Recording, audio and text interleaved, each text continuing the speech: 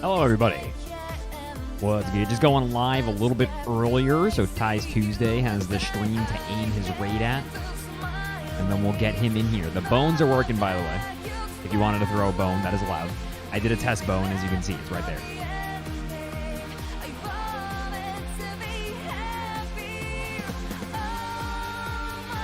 Oh my god. Dude, I'm telling you. The next update, we gotta limit the bone shot radius. Half those bones just went to orbit. They're never coming back.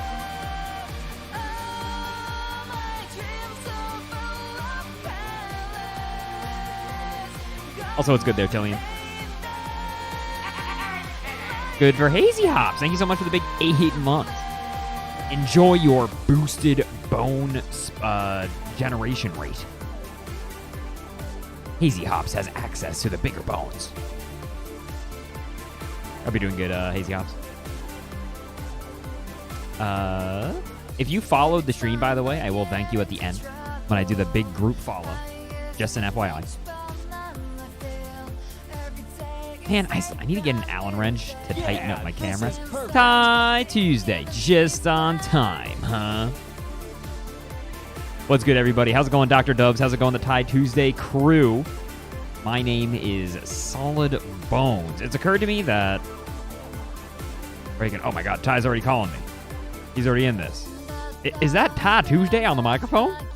It is. Hello. I need to click the stop streaming button. I just realized I had not clicked it yet. There we go. Hello. Now I'm here 100%. How's it going? Dude, it's going good. Hold on. Let me boost you a little bit of Rooney. Okay, wait. Right, say hello. My name's ft.TieTuesday. Hi, my name... Oh, should I do a voice? Hello, my name is ft.TieTuesday. Should I just be me? Yeah, but yeah, it's ft.TieTuesday. Hello, everyone. Yeah, howdy, I think howdy. If I remember when Wooly joined last week, he completely blew out my speakers, which is why you were very quiet at first. Yeah, that sounds like Wooly. Does that sound like an old Wooly? Okay, I think we were actually like almost perfectly tied in terms of loudness. How does that sound for everybody? Oh, Ty, do you have a picture you want me to use for the webcam thing? Howdy. Oh, a picture for a webcam thing. Or webcam thing, whichever one, really. One sec. Yeah, I'll dig something out. Give me a second. I'll pick something that's fun. Or I can just use my normal icon, which is right there. Oh, wow, that's a really small version of it. You know what? No, make it all bad and artifacted. That'll be funny. Dude, I was just going to say, this sounds on brand to me. Uh-huh. All right, wait. Let me save that bad boy. All right, hold up, everybody. You're ready? You're gonna see the behind the curtain a little bit, everybody. We need to still to update this. You're not Wooly. You are ft.TieTuesday. It's true. Is your Twitter ft.TieTuesday or ft.TieTuesday LP, right? ft.TieTuesday LP. Unfortunately, there's a guy who posted one time, roughly 9 years ago, about getting his beard trimmed, and will not relent. He will not succumb. I'll get him eventually. Get him on. But yeah, we got a whole new group of beginners tonight, huh? We have a ton of new people. For the record, if you are here and you are new, thank you so much for joining on in. Dude, that is the crustiest picture. I'm a huge fan. That's so funny. That's amazing. I love it. It's so crunchy. If you're new here, either because you're just coming over from ft.TieTuesday stream, or if you're new because you just signed up for the bracket at 7:30 my time, so in about 17 minutes just about, I will, that's when the bracket is going to be finalized, and when that happens, I'm also going to run down some rules and regs for the bracket and whatnot. So in case you have no idea what's going on, don't worry, just keep your eyes posted on the tournament channel and Sajam's Discord for right now. Sigwin is running the bracket. They'll be running around in the background. And what else? I can now say that me and ft.TieTuesday have met for real. It's true. Dude, okay, hold up. You're all the ft.TieTuesday crowd. You're aware of, like, you know, people like Slow Beef. They exist, right? Funny story. So Slow Beef kind of knew me. And he knew me because if you ever watched the Retsupre panel at MagFest a million years ago that he did with Beatus, I am dead center frame the entire panel. And Slow Beef said, in my infinite narcissism, I have watched that several times, and I recognize you from that. But he walked up to me, and he was like, "What's your name?" And I was like, "Solid Bones." And he went, "Solid Balls?" So it's just, that has been stuck in my head for forever. Slow Beef will now forever know me as Solid Balls. Yeah, don't worry. As soon as I was getting the podcast stuff rearranged, I was like, yeah, Solid Balls says thanks. And he's like, great, love that guy. Love that guy.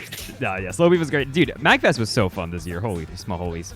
MagFest was fantastic. I was really glad Ryudo had a good time because he missed last year due to terrible weather and airports and all that. So glad to see he finally got a chance to get a MagFest experience, and then immediately took the powerful energy to get a new world record in elevator action returns. Dude, I wasn't sure if he actually did that because I saw he was grinding it. What a hero. Yeah, he just hit it. Yeah, like he after spending all of one night just at the elevator action returns machine, then came home and was like, actually, I'm going to get the world record. And then like a week later was just like, okay, I have the world record now. It's like, oh my God, I'm glad Ryudo doesn't want my stuff because I wouldn't be able to stop him. Dude, I know. It's like that one old tweet where it's like, I'm so happy Sonic Fox does not want my girlfriend or my job. Yeah.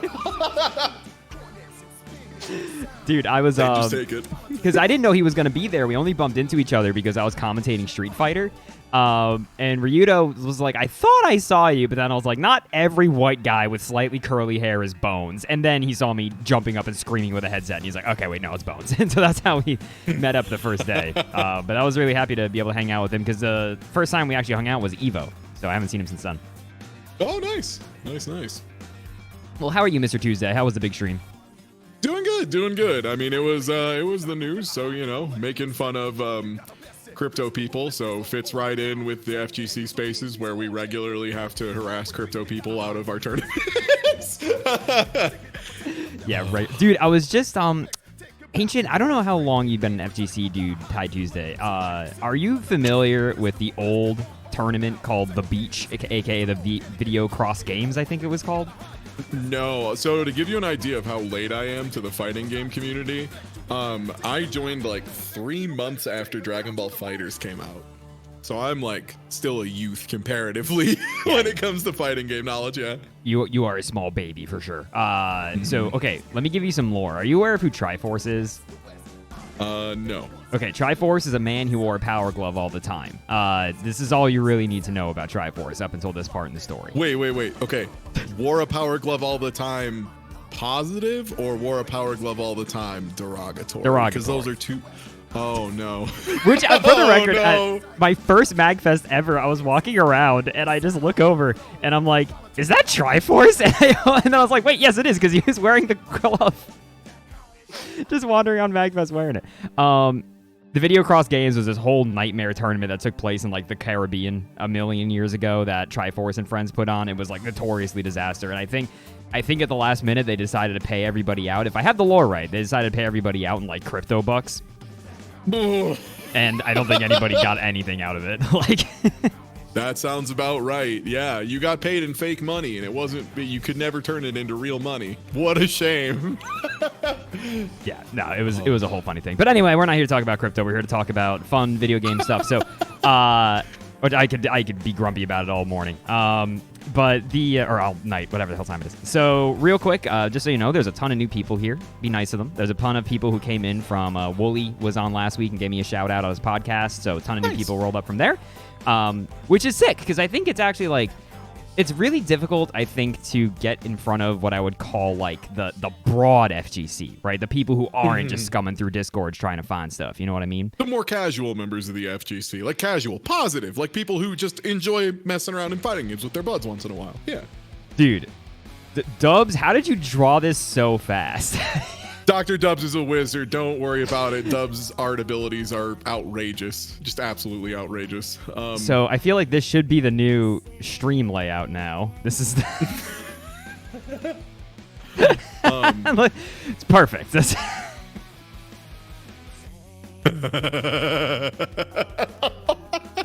Accurate.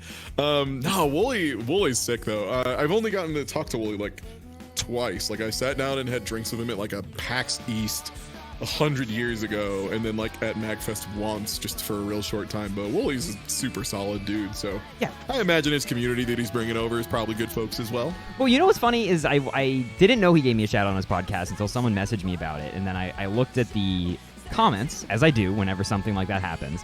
And a lot of the comments were very positive, and were just like, yeah, it's cool. And then I saw a bunch of very nice people from like the Sage Jam Discord were in the comments like answering questions, which they're wonderful for. But then there was like this weird, I don't know if this is like a thing with Wooly, but there was a bunch of people who were just saying like in all caps, get out of fighting games. And I was like, what is happening? Like, I have to hope that's a Wooly bit. I'm praying to God, because like if people are actually just screaming at him like it's a waste of your time, like Jesus. They're right, and they shouldn't say it. It's a fun waste of time. That's what matters. So I have a ceiling fan for the record, and I might get mixed and forget which lever is the fan and which one's the light. So if it suddenly turns pitch black, don't be scared. I just pulled the wrong one. One sec. Get out of fighting games is a Pat bit. Okay. That would explain. Pat bit. Okie dokie. This makes sense to me. Thank you. I appreciate it. As much as I have known that Wooly exists forever. Oh, so like for the record, I only had Wooly on last week because I met him at MagFest and we were talking, and I was just like, would you want to do Beginner Cup? And he was like, oh yeah. But I only talked to him because I saw him playing. He was playing Tekken 7 on a cabinet with Esteban, Hold Back the Block. Oh, nice. And me and Esteban are ancient friends from a million years ago because he used to be a New Jersey guy and come out to my tournaments and stuff. So I was like, hey, Esteban, are you Wooly? And he was like, yeah, what's up? But yeah, no, that was cool. Yeah, I won the 50-50 also. Life is pretty good. Okay, we did not go into the darkness, but this should be a ton of fun again. 7:30.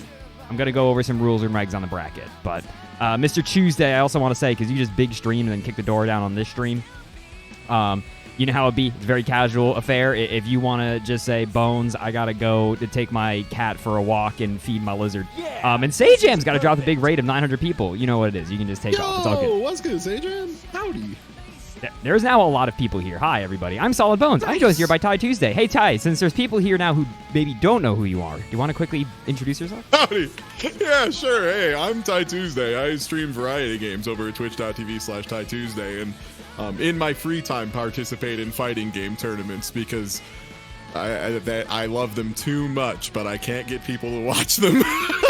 So, hey, drop a follow over Twitch.tv/TieTuesday, or maybe badsoulguy.com. That might still be me as well, even though I play Geo now. But yeah, I just stream a bunch of stuff and excited here to commentate a little bit of beginner's bracket. I myself have been thrown out of a beginner's bracket or two in my day, so excited to witness the joy someone else gets to have. That was the first time that we quote-unquote met. Was you joined the yeah, me Plus getting thrown bracket. out of the Sage and beginners bracket. Yeah. Wasn't thrown out, you won. Yeah, thrown out by virtue of winning. Correct. Yeah. You make it sound like I was like, get the hell out of here, Ty. Maybe I should have been. I felt so bad because I ran into a Cliff player that was so much better than I was, but I play against Mini-Matt all the time, who's like probably one of the 3 best Cliffs in the nation. So I just like won, and I was like, I didn't deserve. I'm so sorry, man. Like, it was just a case of he ran into the wrong person. And then I ran into a Faust player, and I was like, oh, but that's Ryudo. It was just like the 2 matchups I knew, and I was like, this sucks. That's actually so funny. On the other hand, though, consider never apologize to a Cliff player. Ever. It's just like, look, he's a little old man who calls me a dummy, and if he does it to the left, it's good, and if he does it to the right, it's good, but slightly less good. Dude, what's so funny is like Cliff Injustice, right? I feel like every Cliff Injustice player I meet offline or like talk to is the nicest human on earth. You put them in the video game, they are cancer in human form. It is insane. Like it's like, do you know what you're doing? Like, I mean, it's just one of those things of like, if you want to go in person and play a character like Justice, you better be nice, or everyone's just going to be like, yeah, good games, and then walk out. Like, they'll play their tournament set and be like, have a nice life, brother, and walk off. Yeah, right. Although I will say the one Cliff player that I'm good friends with was at MagFest, and there was the Bring Your Own Switch area, and at like midnight, Lord Lem and friends, they had a Switch with that karaoke game on it, because MagFest, weirdly enough, never has karaoke. I don't really know why. It feels like it would be the vibe. They had a Rock Band set up a couple of years ago, but yeah, they cooled off on that a bit, it seems like. They had the Rock Band set up, I think, or a similar thing, like on the projector in the game room, like in the back. But they never have just flat out karaoke. So I mean, you know, for a Cliff player, Lem's all right. He gets a pass. Yeah, I'm like, trying to think now, and like, yeah, every Justice player I know is like an absolute sweetheart. Every Cliff player is like a goofball that's just too lovable to be mad at, even when they just hit you with a fully charged 6H, do 40% damage in one hit, and go like, he's a little guy. And then like my Sidewinder combos drop, and they're just like, he's a funny little guy. I'm like, who falls like an idiot, and they're like, it's fine. He's bottom tier according to the Japanese tier list from a decade ago. It's fine. Dude, sometimes I feel like old Japanese tier lists were just like, look, Cliff gets knocked down by Testament, and he can't get up, he's dead. F tier. And it's like, sure, but what if he doesn't, though? And it's like, I have not considered this possibility. Also, yeah, it comes down to like player representation to some extent too. And like before the advent of rollback and being able to play games across the world and have big, vibrant communities, you know, there's a chance that if only 15 people played the game super seriously, 3 of them play Testament, 2 of them play Zappa, and then, you know, the rest of the cast gets one each. Ooh, that reminds me, real quick, Ty, do you have Strive installed? I do. Would you like a backup spectator? Ooh, are you just cool hopping in the lobby and spectating it? Because I've discovered that for some reason that makes... Whenever I say that to people, like, I'm about to say, like, it's better usually for someone else to join as a spectator and that stuff, but that is, like... I have a pretty beefy computer. I don't know what it is. It's just some part of that it does not like. If I'm streaming OBS and in a Discord call and screen sharing Strive, like. Oh, that's fair. Yeah. Hey, no problem. I love booting up Guilty Gear Strive. One of my favorite activities. 900 hours deep of booting up Guilty Gear Strive. Hey, it's not as bad as it used to be. They made it better. Did you hear apparently Rating Update is possibly coming back? They managed to update the scraper. I am so excited about that. I was kind of worried because Rating Update... The weird thing is that with Strive, right, like because of the way that the tower system works, if you compare it to, let's say, games like Street Fighter, right, Street Fighter 5. Like, I feel like Street Fighter 5 typically... ranks are pretty like honest with where a person's at and stuff like that. So when we ran beginner tournaments in Street Fighter 5, it was pretty easy to say gold or lower, right? And like usually that was just fine. But for Strive, it's like not that easy. Like it's really difficult, I think, to find that butter zone without a Rating Update to help out. Well, because like the initial Rating Update system to the initial floor system, like when they first evaluated it, it was something like 20% of players were in Celestial. Like 60% of them were between floors 10 and 8, and then like 15% were split among the other 6 floors or something. Like it was just a really wonky distribution. Yeah, it's real wonky. And that was, again, it's funny to when I was looking at like over the comments in that Wooly podcast, and there was just a bunch of people who were just like, whoa, they let people in who were in floor 10? I've been playing this game for 7 million hours, and I'm floor 2. And it's like, I think people don't realize... To them, I say, Godspeed. You're powerful, and I hope you continue to become powerful. Don't get mad that other people are getting it faster than you. Yeah. The fact that you're still going is what matters. And don't compare your progress to others. That'll just make you mad. Compare your progress to you from yesterday, and then you'll have a much better time. Yeah, I mean, that's the thing I think people don't... They don't want to hear it, but it's also, I think it's important that, like, people do learn at different speeds, and that's not entirely just a you-person brain wire kind of stuff. It's also, like... Oh, and it's, like, game by game, too, yeah. Right? Like, I picked, like, weirdly enough, like, Dragon Ball FighterZ, I took to that game like a fish to water. Like, Guilty Gear took me forever. I am so whack at Tekken. It's unbelievable. I put, like, 300 hours into that game, and I was... butt cheeks, bro. Yeah. I was so cheeks. Yeah, no, 100%. Also, real quick, Andrew, just so you know, this is crossplay. So if you are on PS5 or PS4 and you want to play in the beginner brackets, you can now. It generally works as far as I know. I've never heard anybody really complain about it. So, yeah, no, on that front, right, like, you don't want to meet my Sasquatch and VSAV Ty. I'm a complete joke in that game, but, like, if you were running a beginner tournament for Vampire Savior, bro, Sasquatch is going to make people cry. That's a pretty good option. You're just going to represent some normals. That's what I'm saying, dude. You just represent some short hops, normals, and EX command grab. You got a full kit. Like...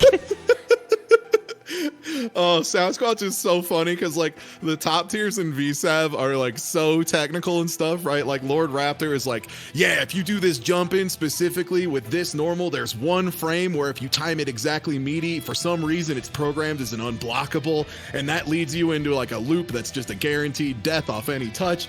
And then you get Sasquatch, who's like number 3 on the tier list, and it's like he just does big buttons that hit like a fucking truck.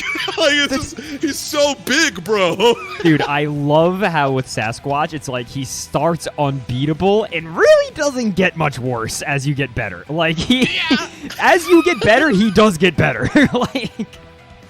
I just love, for me, a dumb guy, that game has one specific character for dumb guys. I'm like, thank you. It's like when Soul Bad Guy was the best character in Strive at release. I'm like, yeah, it's his game. He should be. Thank you.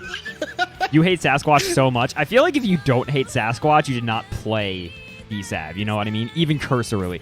Like, it's like how whenever someone's like, dude, Makoto's sick, I'm like, you've not played Third Strike. Please don't talk to me. Makoto's sick, I say, as she grabs me by the scruff of the neck gently like Hamburger and then kills me instantly. Dude, when me and my friend Smang were practicing for a Third Strike tournament that we were going to. It's 7:30. Okay, hold up. I'll get back to that aside in a moment. So I'll grab a drink while you're running through rules and stuff. Yeah. Okay, everybody, it's 7:30, which means that the bracket is now going to get shuffled up. And will be finalized. So if you were looking at it before, I hope you didn't marry it because it's going to look a whole lot different in like 2 seconds once Sigmund hits like the go button. So the tournament is going to be run out of the tournament channel in Sajam's Discord. We're going to be pulling matches for the stream. We are going to pull 2 winners matches each round for the stream up until top 8. Matches, and these are important. This is important, everybody. Matches are first to 2. Okay? Not first to 3. They're first to 2 up until winners finals, losers finals, grand finals. If you fall down to the loser side of the bracket, just run that shit up until top 8, okay? If you fall down to losers, just play. As soon as your matches are available until you get to top 8, then stop. Then we're going to play everything in top 8, okay? So we're streaming 2 matches per winner's side going through. Once we get to the big old top 8, then we're going to stop. We're going to run each match individually. And then winners finals, grand finals, loser finals are going to be first 3. Real quick, if you are fighting somebody and the connection is garbage, hit up Sigmund. Sigmund's going to ask you both to run speed tests. In the case that both speed tests say that you are both honky-dory, but that connection is just still hot garbage, you have the right to ask for a coin flip. We will simply coin flip. We will first to 2 that coin flip bad boy. It'll be a dumb thing on the stream and you move on. It sucks, but we'll do what we have to do. Sometimes it happens. Sometimes the game hates it. But if you play the match to completion and then tell us the connection was garbage, that's not so hot, right? Then we can't really do too much. So tell us while it's happening during the match, okay? Not after. Remember, everybody, in a bracket like this, the rule is that when you start, if you win a round or like a game off of somebody, you cannot switch characters. This is known to a lot of people, but we've had a couple issues with it before. So if you win as Sin and you want to switch to Soul, you cannot. You are locked. If you lose as Sin, you may now switch to Soul. There's legal stages. Make sure that your stages are selected when you move into the lobby to be the right thing. The stages are listed in Challenge. There's only a handful of legal stages in Strive because the rest run like poop. I think that's it, right? Any questions? If you have any questions whatsoever, feel free to ask me now. Otherwise, ask me whenever or ask Sigwin in the Discord, okay? Sound reasonable, everybody? And most importantly, I hope all of you have fun. I hope all of you learn shit. Remember, 25% of you. Where's the room? If you are selected to be on Stream Pluck, then you will get the code for the room. Otherwise, you'll be asked to play off stream. Makes sense? So not everybody's going to be hanging out in the lobby. There's 64 of you. You can't do that. 25% of you. 64 bracket? 64-man bracket. I've had people say every match is going to be streamed, right? And I'm like, I'm so sorry. No. Oh my gosh. As someone who did a world tournament of a card game and streamed every single match when matches took like 25 minutes, even with like 20 people, that was like a 3-month project. It was outrageous. Dude, I always think there was an ancient tournament. I don't know if anybody here is boomer enough to remember it, but there was an ancient, really big ST tournament that they were playing in Japan. And James Chen did an English restream of it, which was great. This was like back in the old days, so that was like relatively novel and cool and new, right? James Chen did a restream of it, and it was like so long that it was like, it's now like 2 in the morning, right? And you have James Chen just being like, hold on, everyone, I gotta feed my cats and make food. And like, I always think of that when a turn's running that long. It's like, I gotta feed my cats and make dinner. Give me a bit. Like, so matches for the first 3 matches are going to get picked in a bit. Sigwin will tell you if you're on stream, and then Sigwin should tell me who's getting on in, and then you'll join in the lobby. You'll get on the setup me and Ty are on and play. If you get on a different setup and play, for the record, I'm going to yell at you. You will see me in Tuesday when you get in the lobby. Play on that one. The True Degenerate shit? Excuse me, Brad, if that is your name. That game is nothing but footsies. I play Claw in that game, and I'll have you know I footsie with the best of them. Yeah, I footsie you, and I footsie your ass in the corner, cling to the wall behind you, and then hold this 50-50 shithead. Yeah. Let's be real, dude. That's like an 80-20. Yeah.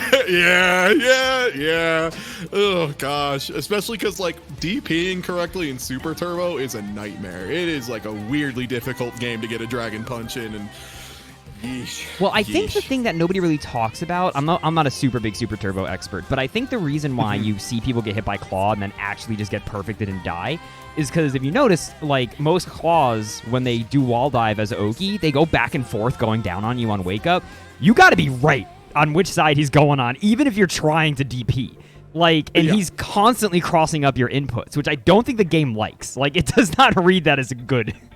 Yeah, not a game with a particularly generous or helpful input buffer. Like, you're never going to get hit by the Undernight classic of running into a fireball and accidentally getting a DP, but you're going to get a lot of not getting your DP. There's going to be a lot of that. Also, remember, it's Super Turbo, which means that it skips frames sometimes. It might just skip the frame that you would input your DP and you don't get one. It's not your fault. Like, oh, goodness gracious. What a perfect All I know video is game.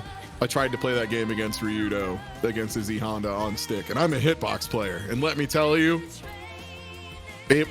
truly, I'm just like, how is Honda not have a 10-0 matchup against everyone? I don't understand.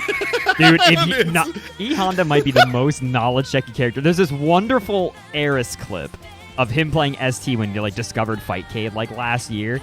And he's like, I'm telling you, if you don't know that currently I have an Oichio stored, you have no idea what to do. You're an idiot. Don't come near me. Because if you don't know how it works, everybody, E-Honda can store his command grab so that when he releases it, 1 frame later, it comes out, right? He's just holding light punch. He's not doing anything else. Also, you can piano it with 3 inputs. Yeah. You can put it in 3 times and then release it 3 times, and Street Fighter checks both positive and negative edge. So even though it's like theoretically maybe a frame perfect input, you get 6 chances at it. It's so freaking funny, dude. You go near him, you press a button, he immediately just command grabs you. Okie dead. Like. Also, chat, ask me what Oicho throws whiff animation looks like. That's right, there isn't one. Exactly. You win 100 points. You just do it, and no one cares. Great. Nobody ever knows. All right, let me just peep. Now, for the record, bracket might take a second to kind of like really get going here just because there are so many new people. Which, again, I think one of the best things about entering a beginner tournament, if this is like your first bracket, you're going to learn a lot about what it's like to enter tournaments and stuff like that, which I think is so important. Because, like, I always say this, but the first time I went to a tournament, I had a hard time wrapping my brain around what the hell double elimination meant. Everybody was just yelling it at me, and I was like, I don't know what that means. So, like, give people a break if they're taking a second to pick up information. For a lot of people, this is going to be their first thing. Yeah. Also, just if you've never competed in a tournament before, a lot of times it's like a type of mental stress you might not have encountered before. I have seen players win and then stand up and be shaking so hard they almost drop their fight stick. Because even though they won, they were not used to tournament stress yet. And you could just see them like vibrating for a solid 3 minutes afterwards. So like, if you feel that right now and it's your first tournament, it's not just you. Don't worry about it. It gets easier with time. The only way to get over it is by entering more stuff. So you're already taking a great first step. You're already doing it. And you know, the reality that a lot of people tell you is that for most people, that doesn't really go away. You just get used to it. Yeah, you learn to be excited by it as opposed to scared of it or worried about it as much. That does remind me, we were talking about dirty Makoto players earlier. So I was practicing for a Third Strike tournament with my friend Spang, who plays Makoto. I play Akuma in Third Strike, right? If Makoto command grabs Akuma near the wall with a Bari Tosanami, I'm dead, and he doesn't even have to do the hard combo. He just has to. I was gonna say you're dead and it's easy. Yeah, I'm dead and it's easy. So we were literally while we were practicing, if he Karakaza'd me near the corner, I would hit just start restart match. Like we would just Yeah, but I'm like, got it. The failure condition was met. Let's try again. Ridiculous. I always just think about that clip of Marvel vs. Capcom 3 where the round starts and someone lands air throw as Nova and the other player just pauses and goes back to character select. It's just like, yeah, that is how it'd be at the highest level sometimes, huh? That would be, yeah. It's the menuing you in got that air is tossed truly... by Nova. Here, life is bad. Like, oh, do you wanna block all Zero and Vergil? Good luck. That's how it be in a lot of those games, dude. You just like you genuinely just start to put together in your head like, oh wait, we've hit the failure con. Like, sorry, the first on stream match. That's CoBuddy. That's my editor for my channel. Oh my god. So I'm gonna be a little biased. All right, you're allowed to be biased. Wait, are they Big Buddy Testament Pot? player? Testament player. Got it. Okay, wait, so they're Mingus. Buff Arbiter Sign, I believe, is their name. Buff Arbiter. Unless that is not supposed to be the stream match and someone else got put in here. Oh, no, CoBuddy's going to be second. So first match of the night should be so. So hold up, everybody. CoBuddy's not on just yet. First match of the night is going to be Mingus versus Big Buddy Pot. Is this going to be Chip Potemkin? Oh my gosh. Chip Potemkin is one of those matchups that I feel like is somehow bad for both players. Which... like, that's how I feel about, like, Geo versus Gold Lewis right now, where I'm like, yeah, if I get started, Gold Lewis can't win. And then the Gold Lewis player's like, yeah, if I get started, Giovanna can't win. Like, neat. Yeah, 10-10 matchup, yeah. Yeah, no, it's 10-10, dude. And I mean, I think it's a matchup that also, at a lower level, can be a lot worse for Chip. Because when you watch, I think, like, really, really good Chip players against Pot, like, Pot can look so miserable, right? Like, even though he still can theoretically have the funny where he lands a hit and then Chip explodes, like, I feel like it's a lot rarer at, like, a higher level. But at lower level, when things are a little bit more scrappy and maybe you have a combo drop or two, now it's, like, a heart-stoppingly scary, I think, for Chip at all times. Like, Or yeah, if Chip goes for, like, an aggressive meaty and just slightly mistimes it and gets caught by a late close slash from Potemkin. Yeah, good grief. And, like, that's not something that's going to happen a lot at high level, right? Because Potemkin close slash is 7 frames, maybe, startup. So, like, you have to be, you know, fairly far off on a meteor or whatever. But, yeah, if you get clipped by that, especially as a counter hit, yeesh, the damage, yeesh. Yeah. For the record, if you're watching the stream, paging the white zone for loading and unloading only, we are looking for Big Buddy Pot and Spartan Laser. Big Buddy Pot and Spartan Laser, if you're here, please make your way over to the tournament lobby. Otherwise, we'll have to skip your match, and that would be sad for everybody. Blazer, I'm a huge fan of your work. I loved what you did for me in Halo 3 Forward. It was a great time. Dude, have you ever done the funny stuff in Halo 3 where in the last map where Johnson is like your backup on the cliff shooting things with a Spartan Laser? Have you ever knocked him off? No. If you knock Johnson off that cliff, let me tell you, you got a problem on your hands because he can't die, right? He is invincible. But you can, like, knock him out. You'll knock him out and he'll get back up. Now, the problem is that he'll get back up and then quickly grab whatever weapon is near him, right? So he has a Spartan Laser, which is hard-coded to just one-shot everything in that map. But he will, if you pick it up, he will get up, he'll run over and pick up, like, a plasma rifle that is now a Spartan Laser. And he will just shoot you once and you will die, like, immediately. Just, it is the funniest shit. Or he'll run up to you and he'll try to just punch you in the face. I don't know why all this is in the video game. Sick. I love that. Oh, yeah, we were talking about useless video game facts, and I just remembered a fun one that I didn't see anyone post, which is in the original Xbox build of Halo. Particularly could happen when you were playing co-op. If you meleeed somebody in the back of their left knee, I believe, it was an instant kill. Just for whatever reason, along with the other hitboxes for instant kills, the back of a knee was also registered. There was just an extra hurt box there that you could explode someone with. Yeah, I've heard that one before. For some, like, it's hard to exploit, but when it happens, yeah, you just punch a Spartan right in the knee. It's just, that's, you know, part of the biomodification. That's where their second heart is stored. Yeah, that's the part of the suit that jacks him off, so it's really important that it works properly. Now, the riddle of whenever anyone walks into a lobby and they have Soul is, have they just not done player match in a while and they need to switch off of Soul? So Yeah, right. So Spartan Laser looks like they just meandered in. So if Pot, Pot I think is coming. All right, the big buddy Pot is on the way, everybody. Didn't Halo 1 not take into account vehicle speed for ramming damage so you could just chop someone and kill them? Pretty sure, right? I remember just if you gently hit the gas pedal on someone, I'm pretty sure they're dead. that sounds right. I mostly remember playing co-op and then repeatedly killing one of us underneath one of the Jeeps so that it dropped all of our grenades on the ground underneath it, and then backing up the Warthog over it and setting them all off at once with someone in the seat and going outside the skybox. Good times.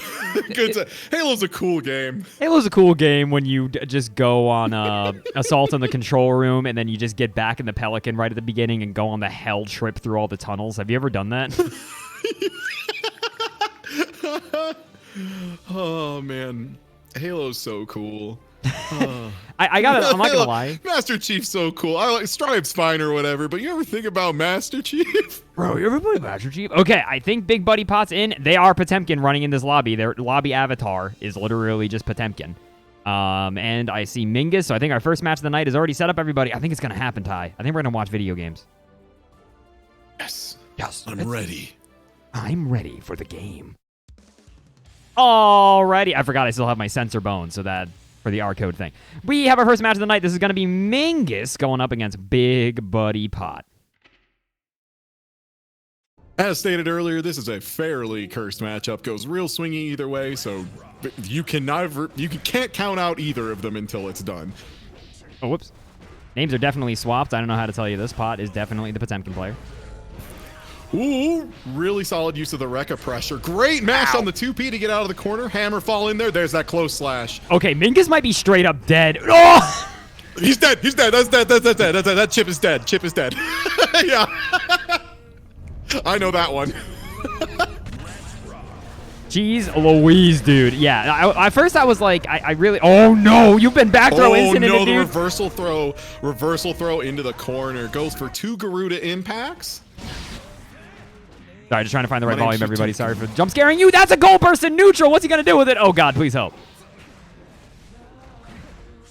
I mean, RC gives a lot of good chances for Potemkin to start pressure. Ooh, maybe was going for the Kara Megafist back forward combo. Didn't quite get it, but good stuff. Love to see the attempt. Nice jump in, burst to try and take one last go. Yeah, but unfortunately... Oh, no, drops the 2H. And that's a big waste of meter, and then the defensive back throw immediately. Big Buddy Pot is going to take the first one. Holy smokes, dude. Yeah. That is what I was just talking about earlier, where I was like, the problem with this matchup for chip players is that it is on you, I think, to play a lot cleaner at first. I think it actually switches later, where then it's on the Potemkins who never mess up their pressure and just be right all the time. But at this level, any combo drop could be a back throw incident into so many problems. There are bones on the screen to hide everybody's names, for the record, in case you're wondering why there's a bunch of random ass bones. But yeah, and if you've never played a Guilty Gear or a BlazBlue game before, you might not be used to throws being so fast and so good as defensive options. Help! But in Guilty Gear in particular, oh no, not quite high enough to get the stick. Doesn't get it. Chip managing to get the party started, gets hit by Slidehead. Okay, we hit the toes. Big Buddy Pot doesn't have burst, so this pressure sticks. Oh, the big counter hit. Oh, no.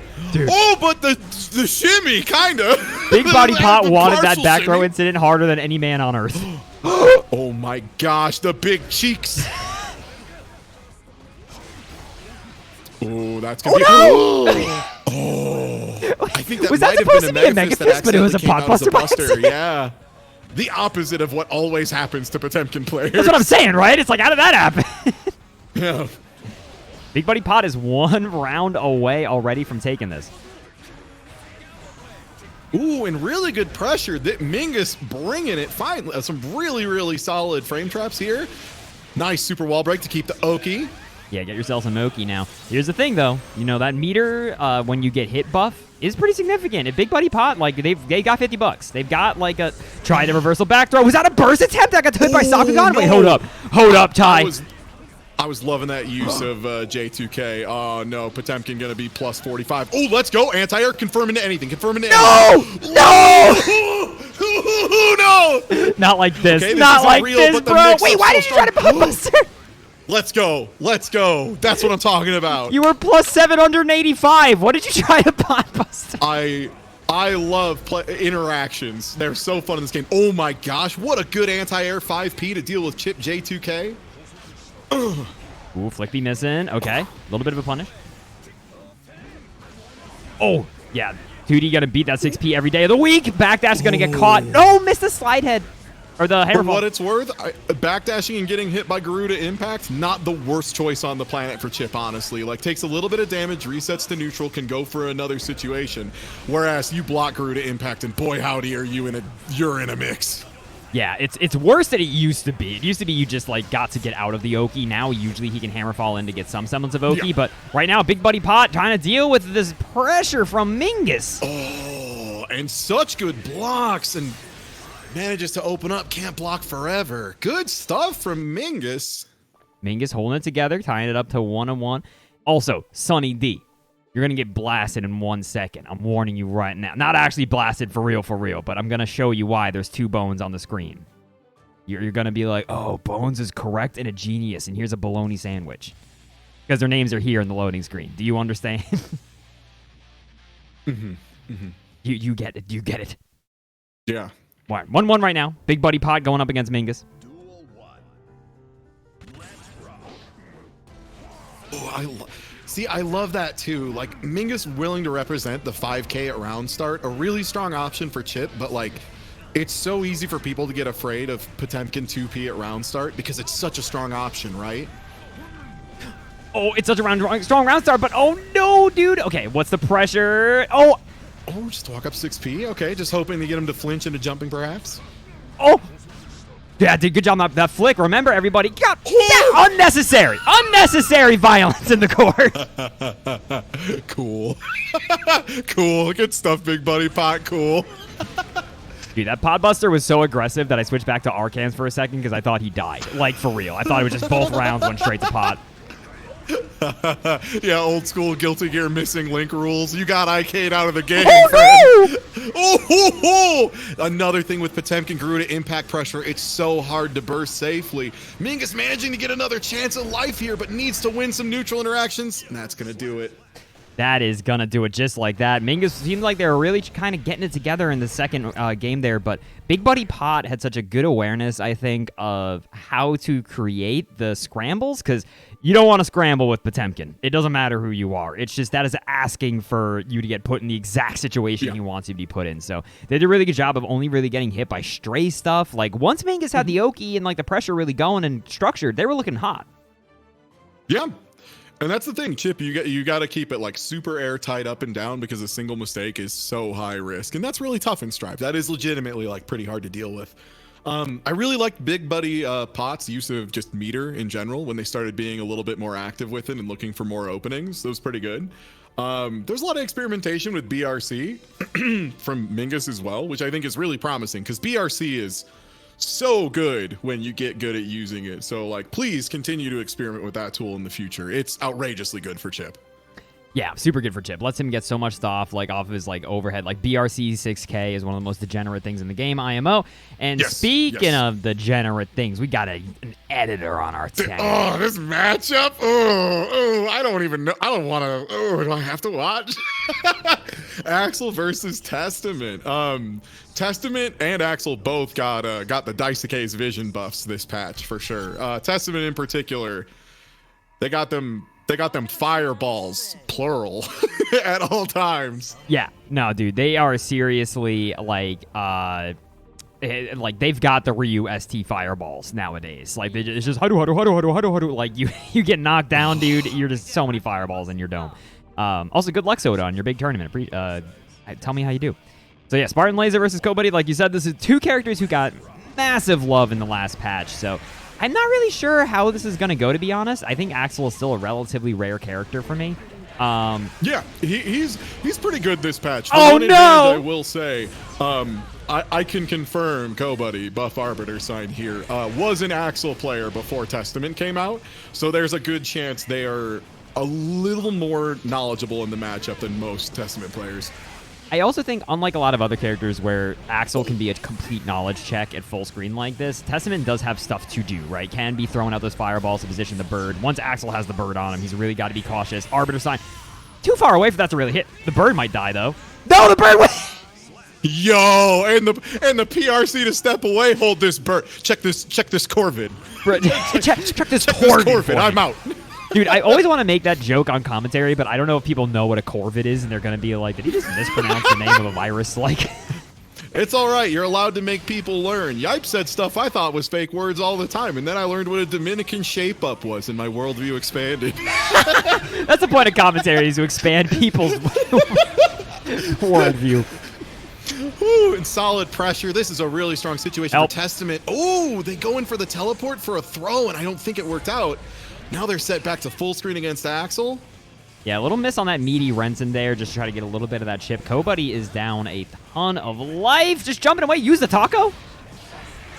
Ooh, but 100-meter on the table has a lot of maneuvers available, including aggressive plays from Spartan Laser. Block, Doesn't jump, and catch then punish. anything. No, they don't know that punish, but that'll do it. He died.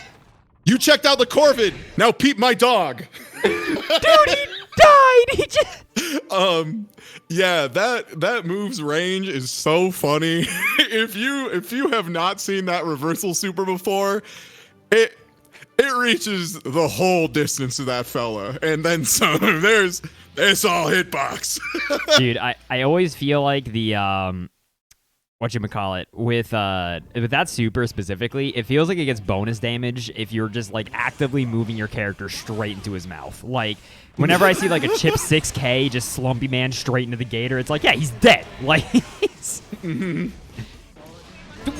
those DLC 2K2Ds, let me tell you. Yeah. Oh my gosh, and the conversion with Stain State, that was so good. Yeah, Stain State pressure in the corner. The best thing about Stain State, if you're like learning Testament, is that, man, 5K 6H is just the universal stabilizer. It's just, it will make your combo work. Like, yeah. Ooh, catching. I like that Spartan Laser is catching. The Kobuddy's going for a lot of air dashes in the middle of pressure. Yo, just what if I was over there? I think Bird's gonna bop again. Bird bopped. Oh, it just Bird up, dude. Bird up. Just Bird up. Took a swig of the water. Woo! Incredible. Oh, the close slash, just teleporting in. Yo, there's that 6P. You want to talk about a maneuver? The one thing that Testament has that is probably better than their plus R incarnation is that 6P is egregious. It is so good. Pretty egregious. What's funny is that... oh, no. Honk, honk. Check out my dog. Dude, nice dog. Where'd you get him? Cool dog. Oh, that only cost 50 meter? That's a pretty good deal on that dog. Dude, great dog. Oh, for the record, I should address, because it happens every time we cut back. You can spend channel points, by the way, to throw bones at me and Ft.TieTuesday. You'll see them every time. So if you throw them during a match, they'll all come at us all at once. This is why you just saw 9,000 bones flying all over the place. Every time you throw a bone, there's a 0.5% chance it's a big bone tie. Well, I'm glad to report that our top draft scouts have looked into it, and we can confirm that Testament, they do got that dog in them. So we're good on that front. Honey, oh, Ms. McLeod, good job. Got the big bone. The first one on the stream, I think. Dude, it's getting assaulted in the air. Yeah, the test results just came back. The x-rays are through. Thanks for your patience. You got a dog in you. Confirmed. You got that dog in you. Straight up in you. Inform you. I do want to mention real quick something that I think is important for our friend Spartan Laser there. So, like, reversal super as Axel can be very good, right? It can be very good to get people off. He does a good amount of damage, gives you Oki and all that stuff. I think you just need to be cognizant. I know, look, first of all, I'll be the first to tell you that tournament nerves make you go insane. Like, they make you do weirdo stuff. But you have to be cognizant of using stuff like that against characters like Testament that can be like not putting a hitbox into you to hit you. You know what I mean? Like, both times we saw it, they were like, I have a feeling reversal super is going to happen. I'm just going to throw a bird at him. Like, you have to be aware of the situation. If you're about to get pressured up close, totally use it for sure. But otherwise, like, save it, because then with the meter, you could do stuff like Renson RC or just BRC in neutral to get some plus frames. Like, there's other stuff you can use that meter for. You know what I mean? And especially as you play against stronger and stronger opponents, the relatively slow startup and the fact that you can block the first hit and then like neutral jump or forward jump a little bit and get a full jump in punish is going to become a real liability. You know, when opponents can consistently convert that into 70% of your life bar and positive bonus for them and a super knockdown, and Daisuke calls them on the phone and tells them they're beautiful, you know, like you gotta watch, you gotta be a little careful with that stuff. Yeah, for sure. I mean, at first you can get away with it a lot of the time, right? Like you can get away with just doing like the supers, and maybe people aren't so good with punishing them. I gotta say though, out of the corner of my eye, I see a Gold Lewis. I see a Gold Lewis, and I see an Eno. Now, here's the interesting thing, Ty, I think, at a beginner level, is that I think Gold Lewis and Happy Chaos are the two characters that have such a hard, you must be this tall to ride this ride execution requirement that, like, they won't function well until you get a handle on it. I think everyone else in the cast, people always immediately jump in, and they're like, Zato, and it's like, okay, let's see, if I didn't ask, thanks for bumping in the stream. But, like, I don't think Zato actually is nearly as punishing for mistakes as, like, if you accidentally 2H in neutral as Gold Lewis, you're dead. Like, yeah. And the other thing too is the really hard stuff, the good stuff with Gold Lewis is really hard because I played Gold Lewis a ton last season. You always want to go for the across the top Behemoth Typhoons for knockdowns, and those are really tough to get. The ones that are kind of like, you know, Ness up smash where you start in the front and go behind, especially if you're trying to do that in neutral. You have from the time you hit up, forward, or up, depending on how you optimize it, you have, I think, 4 pre-jump frames to finish, or else you'll leave the ground and we'll do it incorrectly. So, like, that kind of stuff is way too demanding for a beginner player, right? So, like, they're not going to have access to some of those tools that a player like Darkrai would be using. So, definitely, like, a different type of Gold Lewis and Eno play we're going to see today, because Eno in particular, as somebody who has to deal with Havoc Noah roughly once a month, this character can be a nightmare if she gets going, and RPS is you to death. Yeah, no, I think Eno is absolutely like, oh, you're going to learn today type character, where it's just, until you have a really great handle on your pressure, I think scrambles favor her a lot of the time, which you might not think because she has low health, but like, it's just, if she knocks you down, you might actually just straight up die. Also, I do have the names mixed up. I knew I had the names mixed up because ain't no Eno player being Melty McFisto, but Gold Lewis, he's a Melty McFisto. Absolutely. The big Texas comer? Absolutely. I can't believe Justin Wong is permanently the Texas comer. I was going to say, I will never get over the fact that in Justin Wong's very incredible trophy collection, there's one that stands above the rest, and it's the one that says Big Texas Comer. Good reversal super by While You Wait. Oh! Wait, did you block? You went full chart and it still hit! I was like, that dive has some recovery, but 10 frames will get there, and then it was 30 frames, and it's still Baba Booey. Damn. Also, interesting to see these, like, 2Ds as Oki from Melty. I usually don't see that from Gold Lewis's. I just see close slashes. Help. We're getting overheaded. One thing I'm loving that Angus McFisto is doing really effectively is using meaty close slash when Eno has less than 50 meter, right? Because it's a pretty big risk otherwise, and that's why you want to go for something like a jump, delay, air dash, JH safe jump or something when she has 50 meter. But if she doesn't, close slash in there and start swinging away. You do close slash dash cancel up Typhoon, that's +3, and you can just do it again. It's disgusting. I will say in that last round there, right, we saw like close slash overhead, dead Eno. Like, that was it. These were the interactions. I've listed all of them.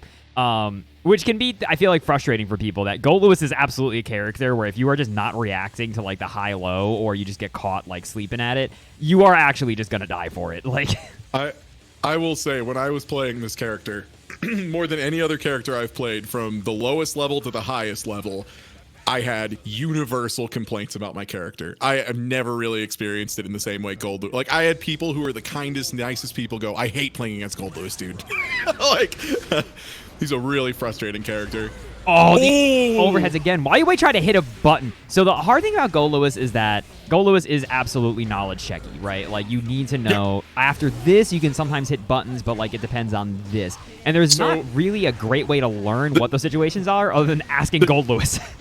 I was going to say, yeah, the shorthand generally is if Gold Lewis does one of the horizontal swings where he starts from the front and goes to the back, if he starts from the front, those are the ones that are minus. So the one that starts at the front goes over the top to the back, that's minus. The one that starts in the front and goes across the bottom to the back, that's minus. The rest of them, plus. The rest of them, relax. Yeah. So like really you just need to learn those two and then chill on the other ones. Or at least be aware that if you press, you're taking your life into your own hands. Ooh, just a little too far under for the close slash. Was about to hit them hot Twitter combos. Oh, and then matching that 2P. By the way, can we talk about while you wait, did a reversal super and the plus part hit, and then they RC'd it to be more plus? That's some real Wario tech right there. Guard crush. 2. Yeah, electric boogaloo. Mashing that 6P. Yeah, that's going to beat that for sure. Good Behemoth was going the wrong way.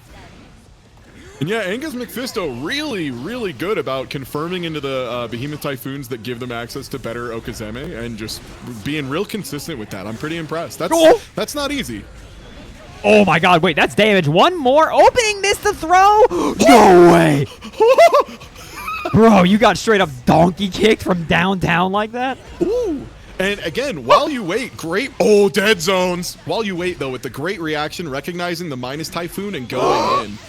Oh my gosh! Now, TK fortissimo! Now that is what you call an anti-air in these streets, everybody. That was punishing that 6P, good stuff. Both players, I think, have been... A lot of players, when they're starting out, really struggled with, like, air button into super. So it's great to see our Lord While You Wait here, like, landing that. And also, I gotta say, Melty McFistos, they're doing the Behemoth thing. They're doing it. Yeah. Again, like the only thing that I see them not doing that would like really elevate their pressure is just doing the dash cancel Typhoons, and those are so hard. So I totally get, especially in a tournament setting, they are so hard to do. Ooh, 6P at round start to call out the far slash, but a 6P anti-air of their own. Dude, Gold Lewis's 6P is a jump scare when it hits you from that far away. Help. Help. Oh my gosh. Help. Oh my god, are you dead? Are you dead? Electronic sports. Oh no! That didn't hit. That's wild, man. That sucks. Dude. Whoa. Was that sub-pixels? We got some Sonic 2 speedrunning tech in here? What the hell? How did that not hit? Yeah, good spell spacing from Melty. Landed the reset, knew it wasn't going to kill. Yeah, I guess. Oh my god, wait. I think this hits. Okay, this one OTG. Yeah, you're dead. Yeah. This one will hit. That's the revenge super. Just like that, 2 quick ones back to back. Melty McFisto has taken it over while you wait. Doing the Gold Lewis thing. You know, I gotta say, in a funny way, you were just talking about how everybody hates fighting Gold Lewis. And it's like, true, but it's kind of justice to hit an Eno with the high-low. You know what I mean? Mm-hmm. Just how does it feel, jerk? And yeah, I think the big thing there definitely is like being ready to react to the overheads with Gold Lewis, especially once the player has pointed out that they're going to represent it, right? And again, those top down and bottom up Typhoons are all plus. Not like tremendously plus, but they're plus. Like the low to high in front of you Typhoon is +3. It's a mid, but it's +3, and you can dash cancel it, so it's obscene. I believe the top down one is also plus just by a pretty small amount. So like Gold Losers are going to do that, right? They're going to go for their mix-up option that leaves them plus and lets them continue their pressure comparatively safely or against Eno with less than 50 meter, just safely, full stop. Yeah. Wow, this matchup. Ooh, you don't see this one every day, huh? This is good character variety so far. We're getting a lot of weirdos. I don't know if we've had like a repeat character, right? I love it. I think so, but I also got to say, a lot of people entered tonight and their names are just sentences. Like, we got a jar stepping up. We had While You Wait. Like, there's just so many full-ass sentences coming up tonight. But, yeah, there's going to be Jacko Faust. Definitely a weird matchup, but hold up. Jar, that is a Jacko pressure, and that is the way to deal with it. Good mash. Wow. Same side. Ooh, uses the bomb to extend pressure, throws love in the back. I didn't realize that this Jacko Jacko color, characters. Her JD is, like, colored different. Yeah, I got that dark orb. Jacko, one of those characters that if you don't have experience playing against her and the Jacko player gets rolling, you're just done. So really, especially in a beginner tournament setting, scary character. You cannot let her get going. Yeah, can't let her get going. I think. Oh, Jute. Okay, 20 more of those and you got her. I think it was a little bit of a mistake on the 2K2D. Hold up. Getting her in the corner, fantastic air to air. Bro, Holy what did that even hit? Hammer through, hit the bomb. Cool. Meteor. Oh my god, help. Faust is happening.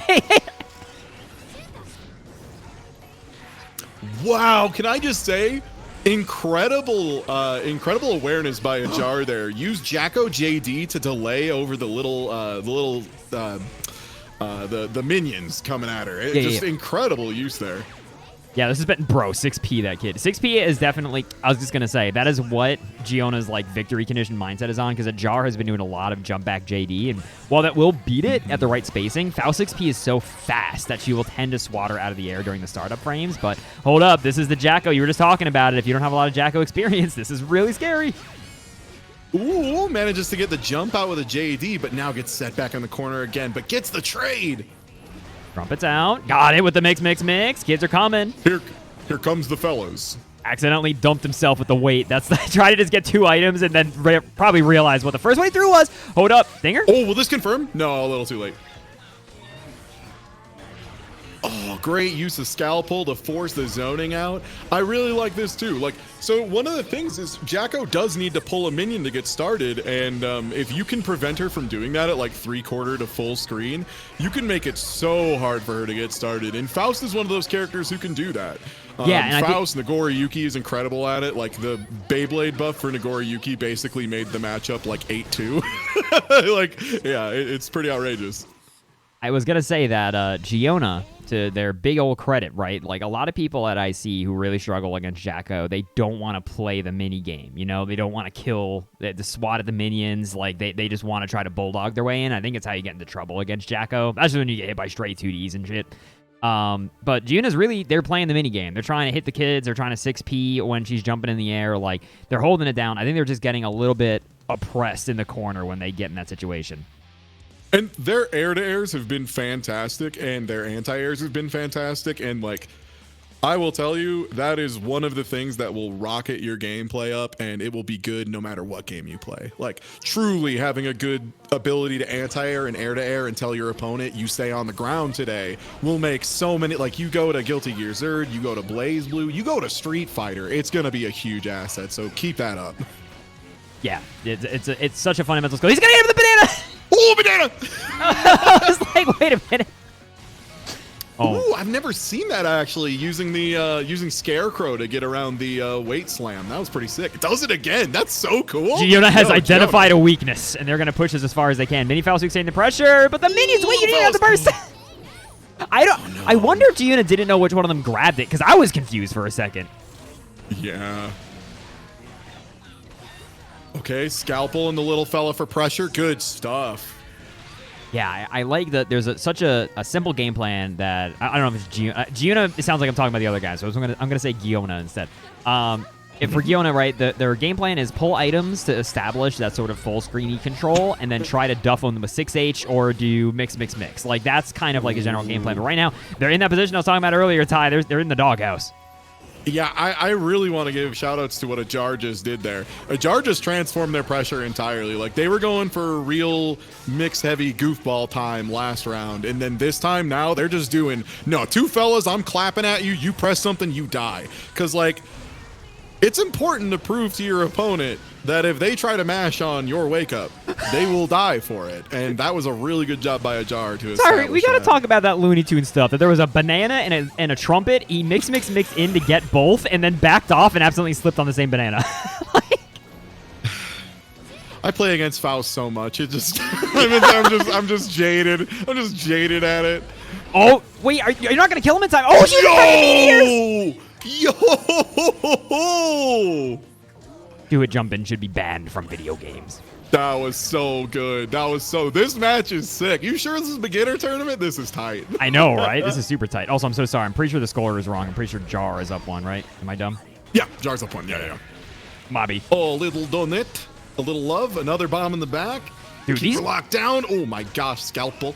These bombs have been such a problem for Jar because when there's a bomb in front of her, she can't pull a minion, right? She has to deal with the bomb. Like, Yeah, because you can't block with the minion now. So like you'd have to minion toss and block in time. And if you do that, Faust can almost certainly just 2P. Let's go, clown party. Dude, I think that they realized too late that they were on fire. They were like, I'm gonna do this sick kid Oki. They pull the kid out and they're like, wait a minute.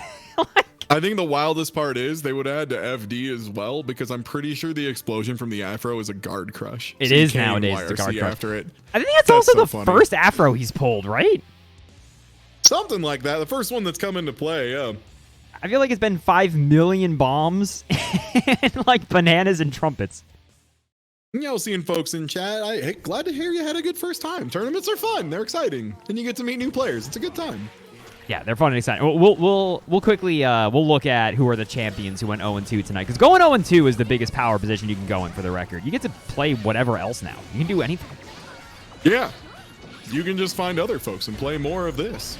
Yeah. Oh my gosh, really good air-to-air interactions here. Ooh. Mix out. Oh, still got hit by the kids. Yeah, it doesn't quite carry far enough forward. Big item toss? Oh my god, yeah, and the plus Scarecrow gonna push him into the corner. Dude, I don't know if Giona turned out profitable in that equation. Oh no! Oh no, but doesn't confirm off of it. But yeah, that's so dangerous. Wow, I'm amazed that guard crush didn't end up making a Jar get hit by the meteors. JK whiff just barely, and they've got minions. You complete, you do. Jar is 1 round away from taking this over Giona.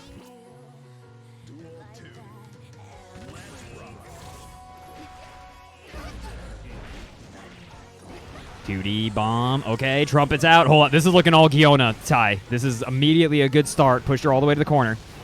Yeah. Oh, gets the spin out, though. Ooh, I really like that use of shield, too. Responding to Giona using a lot of dive. Yes, that's if you crush Faust out of that, he's so sad. Like he goes, he's minus a Gorillion. Yeah, he's minus a Brazilian. It's bad. It's bad he gets him. like for pressing a button, he's now in the corner and minus 700. Like he's like, well, yeah. Giona forced to do a desperation burst. This is looking all Jar unless Giona can make a miracle happen. They need some real Mario Party shit to start. Hold up. Ooh, Apology Man sweep on Wake Up counter hit. That's a pretty good start. Uh-oh, banana. Oh god, banana kids trying to stall. Really wise not pressing a button there. What's the pressure? Oh, watch out, there's a bomb!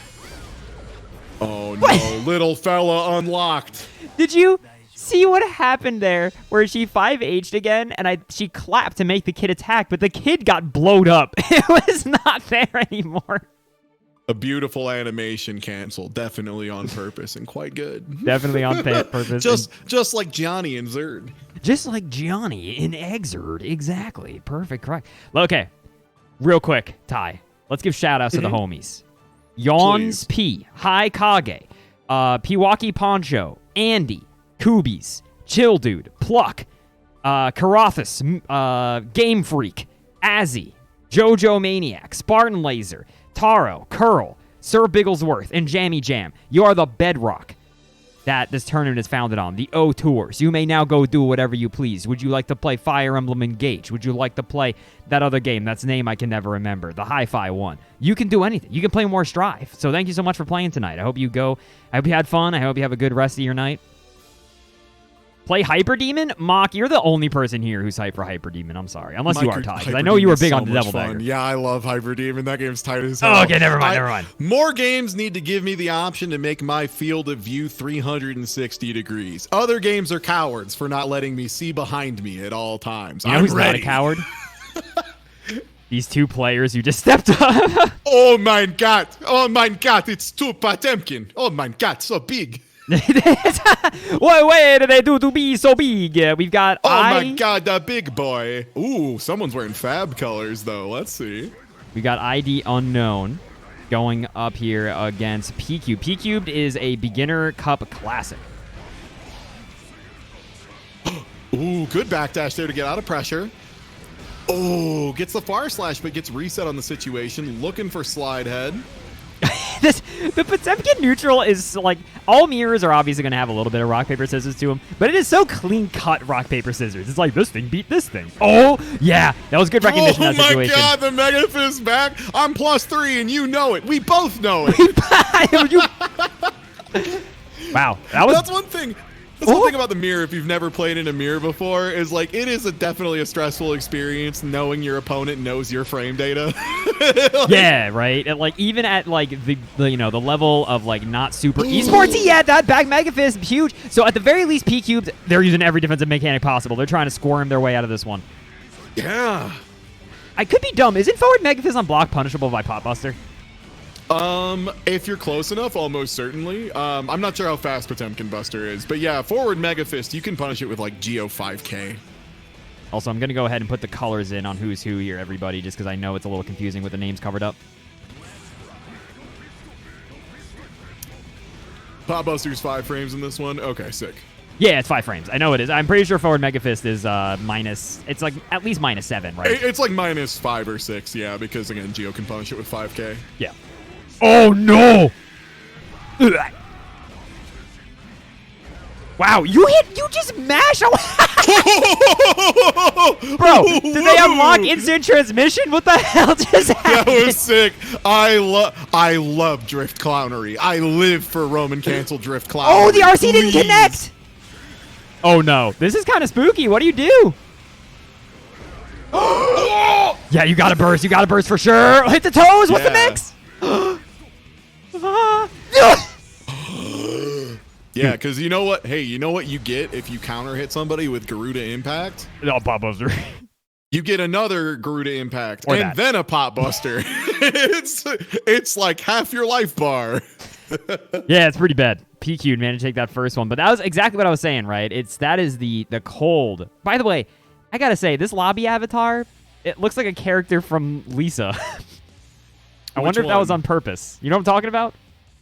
Oh no, I didn't. I wasn't paying attention to the lobby avatars. You played but if Lisa, it's from right? Lisa. Oh yeah, oh yeah. Yeah. It looks like the guy who rolls up on the deer and says howdy. Oh, sick. Yeah, you're gonna see it and go, that's exactly what that looks like. Ooh, good combo into the Garuda knockdown. Oh, Help! Kara Impact. Let's go, gamer. Kara How did Impact. that pop the wall? ID unknown. Because it's such a guard crush that it does wall damage on block. Hold that shit, cowboy. It's so silly.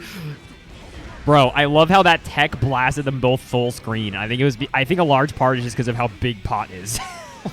This man is getting 2K. ID unknown has unlocked the chakras and is just Karaing everything. You know what's scarier than Potemkin solid bones? Potemkin that moves forward always. Yeah, that's like the same chakra gate that you have to unlock to be like, yeah, I put peanut butter in my coffee. It's like the same level.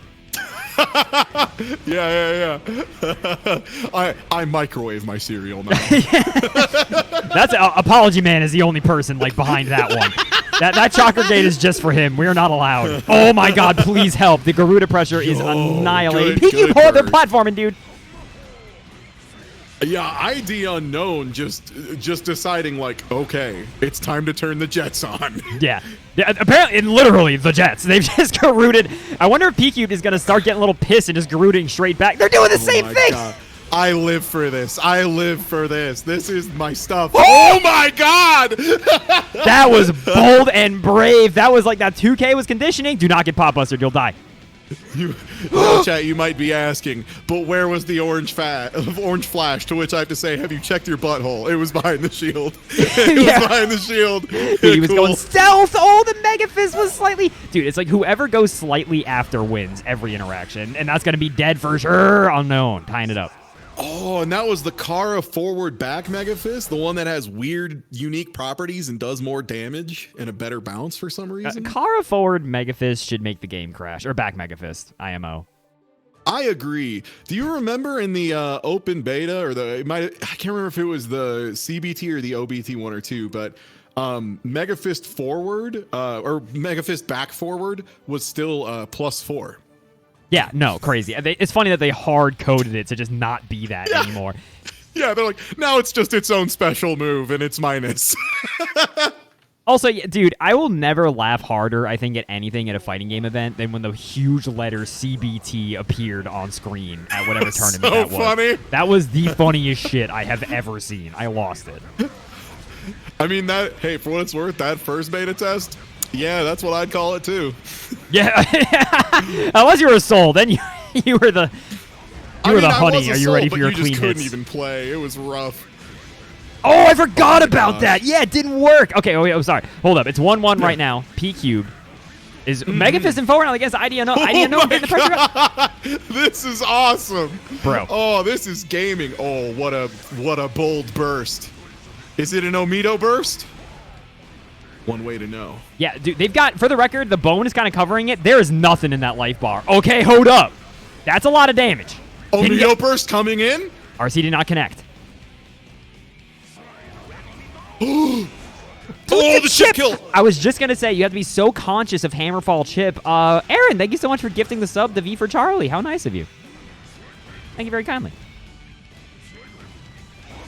Hammerfall on in. Okay, what's good? All right, go to Impact Oki.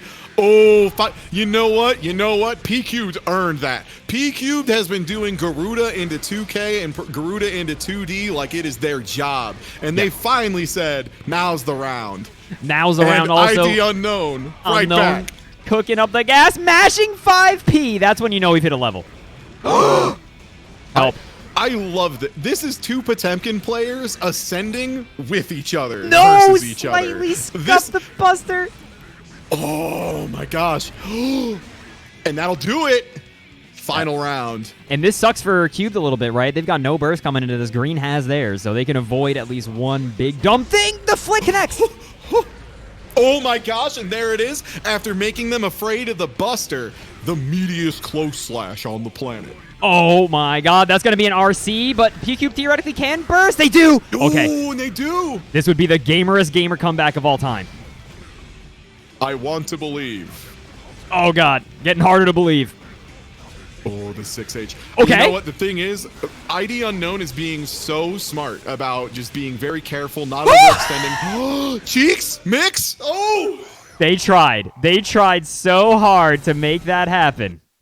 But Cubed is Congratulations unfortunately... to Tree Sports. They're support Tree Sports. The Tree Sports be cruising on in. P-Cubed is going to drop down to the loser's side of the bracket.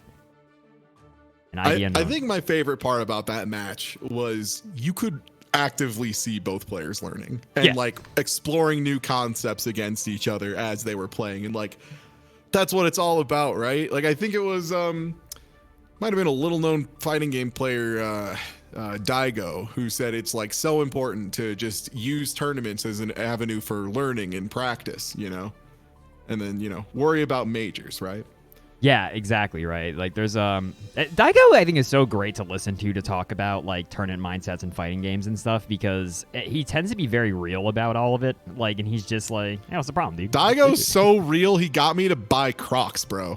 Like damn, the real one. That's how real Daigo is. And we got Brisket versus Kyle Kiesk. We got a Brisket and some Kyle gaming going on. So 2-0 is the Kyle gamer here, and then Ash Doggo is our friend the Brisket. Now we will see. Will we see run up throws? Behind Fireball, I hope. Yes.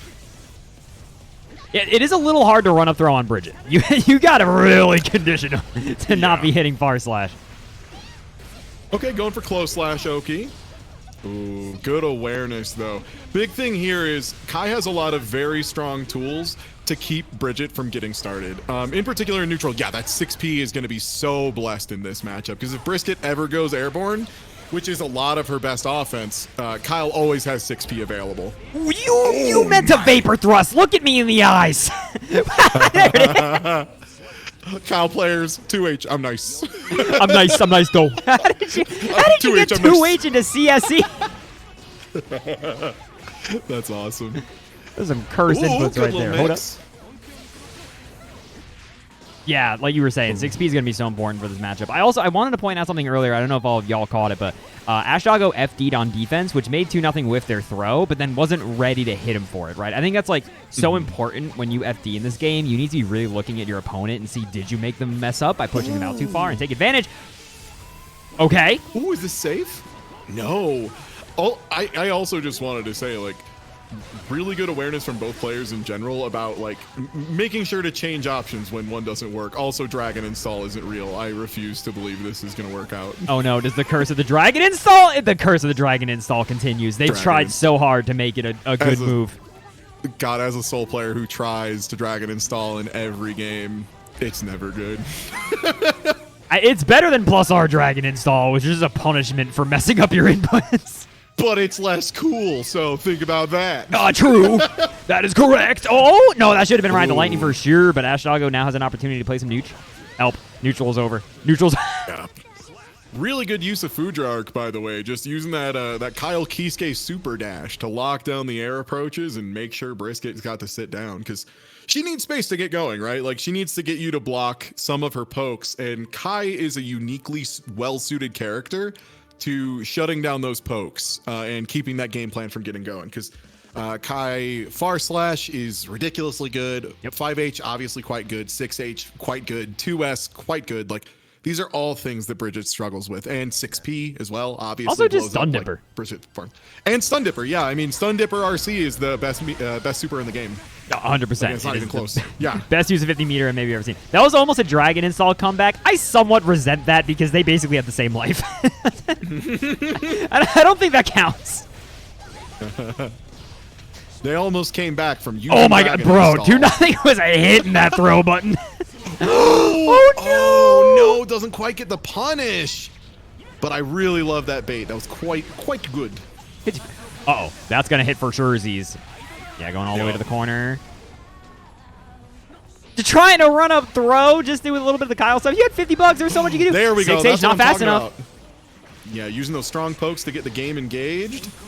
Oh no. Second one just as the first. I was gonna say it's pretty bold to run up and pressure a Kai player with $50 like that. Not only could they wake up with that, that could have been Vapor Thrust into RC or anything. Yeah, Vapor Thrust RC, right? Yeah, like in particular, if you want to pressure like that, a good thing to remember in this game is if they don't have super meter, you can throw their DP. Yeah. But if they do have super meter, you gotta be careful because you can't throw a super. How did that? How on? I don't even know what just happened. Like, did 2-0 just mash jab and it traded? My brain broke for a second. Oh my god, Vapor Thrust finally comes out. Vapor Thrust. Yeah. Whoa, now he's stronger. No, the curse happens again. What the? No, the Canadian burst. Hold up, that's a punish. No, real completion. Oh my god. Oh my god, flailing. Oh my god. Oh, just FD. Don't get chip killed. Yeah, okay, he's minus 192. You got this. Yeah, this is a guaranteed punish. You could get up and walk the dogs and come back. Still going for a round start bear tackle, and it's a little risky at this point because 2-0 has represented 6P. This is really gonna hurt. Oh no, gets a drop though. Yeah, still a lot of damage it turns out. Oh yeah, Sun Dipper is a little bit better than the Scooter, missing the throw.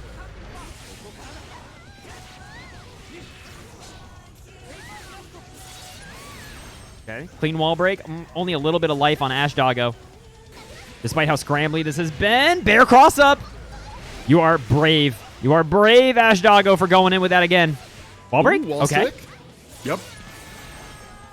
Both sides with positive bonus. Kyle with sacrifice the game install.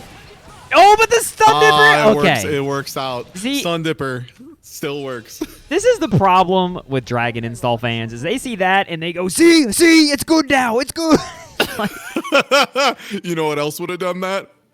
Stun Dipper RC. Stun Dipper. Yeah. Yeah. It's cool though. It's sick. I also love Dragon Install. I get it. It's great. Oh man, that reminds me. You know Garo Mark of the Wolves, right? Yes, I'm a filthy Kane player. You're a filthy Kane, dude. Kane is. I think if you're playing on Hitbox, I genuinely think, because I played Kane on Hitbox, I think it actually should not be allowed. I think we should all look at each other and say no. No, I agree. One of my friends who's a co-commentator in Colorado was real excited to hear that I had gotten to Garo, and then we played once, and I just did flash kick break in his face 45 times in a row without missing it, and he was like, I no longer desire to play Garo Mark of the right. Wolves. But I don't know if you've heard this, but yeah, that's fair, man. I'm a piece of shit. Garo has one of my favorite just weird video game things about it, which is Kevin is by far the best character in that game, right? Kevin is an unbelievable nightmare. If you can do rotor cancels. Yeah. Yeah, if you can do rotor cancels, he's he's unmesswithable. It is so terrifying, that man. But Kevin has never won a major Japanese tournament once, ever. Like, never has. So everybody just calls Kevin a cursed character. It's just, if you pick Kevin, he's the best character in the game. You should theoretically win every matchup for free. You won't. We don't know why. You'll lose to a T-Zoc inexplicably. Yeah. Yeah, it's so funny. So I think it's like Dragon Install is kind of like almost the same level of curse, where it's like, it's not bad. I don't know if you should use it. Like, I think about old Dragon Install second, and I think about Justice Install in Plus R, and those, like, when I think of worst moves ever put into a fighting game, I think Justice's Install and Soul's Dragon Install second probably are it. Like, Dragon Install second, I think takes a full 120 frames to come out, and you're vulnerable during all of it. And then it rapidly drains like your health and your bar. Also, you don't get like a lot of benefits from it, and it costs 100 meter. It's like truly the fastest way to say, actually, I desire to lose this round of Guilty Gear. Luckily, the input's very hard to do. next up, we're going to have Z, the Soul player, the explosive, the ridiculous, the redonkulous, the Z, stepping up to the stream against Mad Scientist. And let me double check real quick. I do believe Z took 4th place at Weebcup 38. Yes, they did. Z has been skirting in just under the banhammer, so they are definitely coming in your tie with a little bit of a chip on their shoulder. I think they want it. Oh my gosh, 6P immediately. Yo! Yes. As the proprietor of badsoulguy.com. Yes. You're sicko, Sai. That's you. I absolutely, yes. I love the fact that they started off with 6P because it shows an understanding of Baikon's best round starts, right? Because like a Baikon is almost certainly going to start with Far Slash or something along those lines because it's very strong, it's very good for Baikon. 6P blows that up so fast. Yeah. And yeah, absolutely willing to throw it out again. Yeah, absolutely willing to throw it out. That is a Viper that went a little bit wide, but Z did have the safety blanket. Also, bro, Z is just one hit banding in like it's plus. Like they Yeah, if people don't know about it, it is a cornball trick that will work every time. Yeah, I think Mad Scientist is getting a little bit knowledge checked by it. Not quite sure what to press, but Z is also just playing so fast, and they did it again! The Yonkey's Blanky, not nearly enough to kill. Oh, the funny hee-haw soul reset. The funny hee-haw, little boy, let him go! Oh my god, are you actually dead? That's gonna be $50. No, it could have been an RC and anything, but okay, it's alright. That'll do it. But yeah, if Soul ever does one hit revolver in your face, punish him. He's minus. You have to react to him not doing the second part, but you also have to do that, or else Soul will continue to be a clown. What a dedicated burst bait, but it was the right call. Yeah, Z just hard blocking, and that's gonna be some damage here on this yonder wall. Not quite a clean hit of that Volcanic Viper, but still a lot of damage. Yep. One hit for Bacon. Oh, that'll do it. Yeah, that'll do it for sure. Did you see that 6P trade with that JS? What a funny move. Baiken JS makes me want to scream positive. It's like a really good move, but it makes me sad when I have to block it. It's a very funny move. When are we getting the Hokuto no Ken version of Weebcup? Have you tried to play that game? I feel like I need a PhD to play that game. So like, yeah, even playing Ray at like a low level, Ray, who's allegedly a quote unquote easy character for that game. Yeah, I needed like 12 hours of practice to get what people consider your B&B in that game.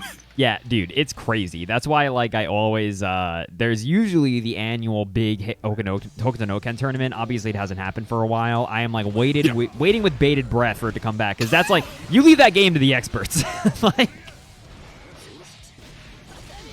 and again, Range Brother representing, or I'm sorry, Z, I believe, representing Lord Z representing the 6P at round start again. I just love that they know the option is good. Mad Scientist hasn't done anything to stop it, so why not? You know, it's won or it's gone even so far.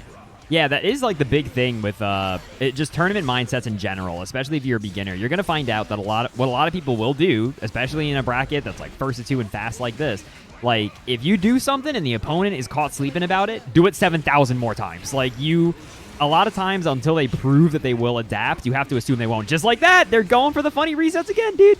Yup.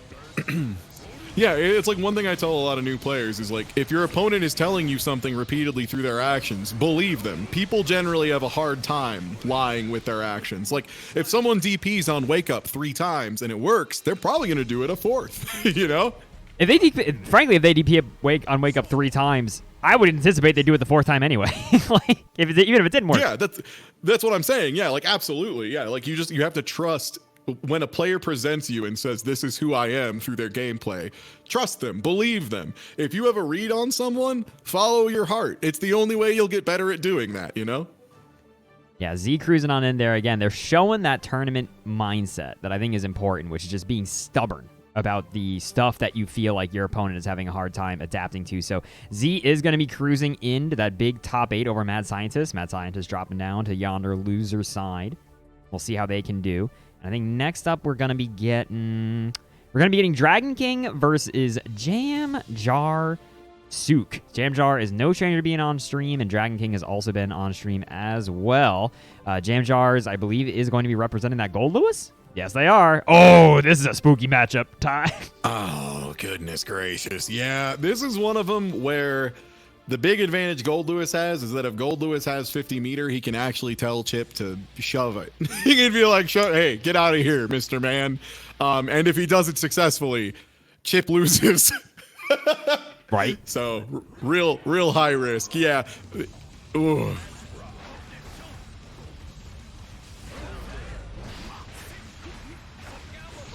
Okay. Yeah. Oh, 2P in the clone. Ooh, nice 2P to get out of there. One of the few things that can hit Chip's clone that will not obliterate him from Gold Lewis. Yeah. Oh, Zoop Zoops. That's what's scary. Dude, I don't know. Like, never. Look at me in the eyes, everybody, if you're a Chip player. Never go for the Zoop Zoop combo if they have burst, because that could have easily been the death of him. Like, all right, do you think they're going to do 2 throws in a row? Oh, no. Wow. A chip player built different, but that esports normal. Yeah, but that was unfortunate. Definitely, these are misses on these Typhoons. That's what I was talking about earlier when I say Gold Lewis can be such a harsh execution check, especially if you're just you're still learning how to pilot him.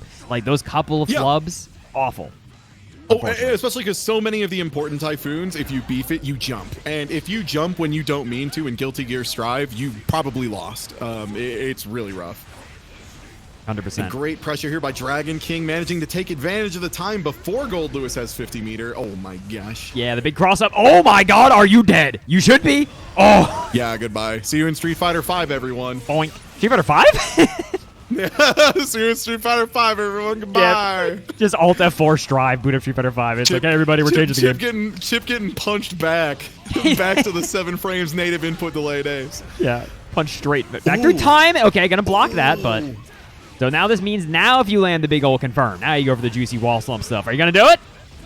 Ah, not another right hit, but finds a meaty Jam Jar. Oh, but that meaty. Jam Jar getting a little bit... Do I not know Ryu from Street? Street Fighter 5 was the first game I commentated. No, there's a video specifically. Oh, you're talking about Street Fighter 5, everyone. Look, exactly. Yeah. I just assumed Ty was talking about how Chip was getting blasted into the future. No.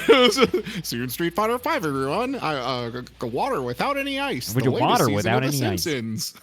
There are a few things that I will say have perfect delivery. That clip does. That man, that is the best voice act. I think that is 10 out of 10. Ooh, really good pressure from the Chip player. Immediately Dragon King managing to run some real strong stuff. Dude, just holding him to the wall. How did Dragon King build this much meter? Chip moving forward repeatedly. Ooh, really wow, good, just stayed in the front. Oh, no! So meaty. Oh, Yo, let's go. Twitter combo. Dude. Somebody clip that, because Jam Jar is going to want it later. That was sick. Yeah, that's sick. That is the little medallion you get for yourself. Oh, yeah, jump away from it. Okay, this is scary. Go for the cross-up? No, not even. He's trying to say... What? What? Sick. Oh, +3, minus, +3 in overhead, +3 again. One more for the road. Holy crap, dude. He just yeeted him straight back into the corner. This kills the chip. That chip is hella dead, dude. 1-1. Just like that. Jamjar showing the volatility of the matchup where it's like, yeah, if Chip can be cooking, like, yeah, he's cooking. But, geez, Louise. Good execution from Jamjar.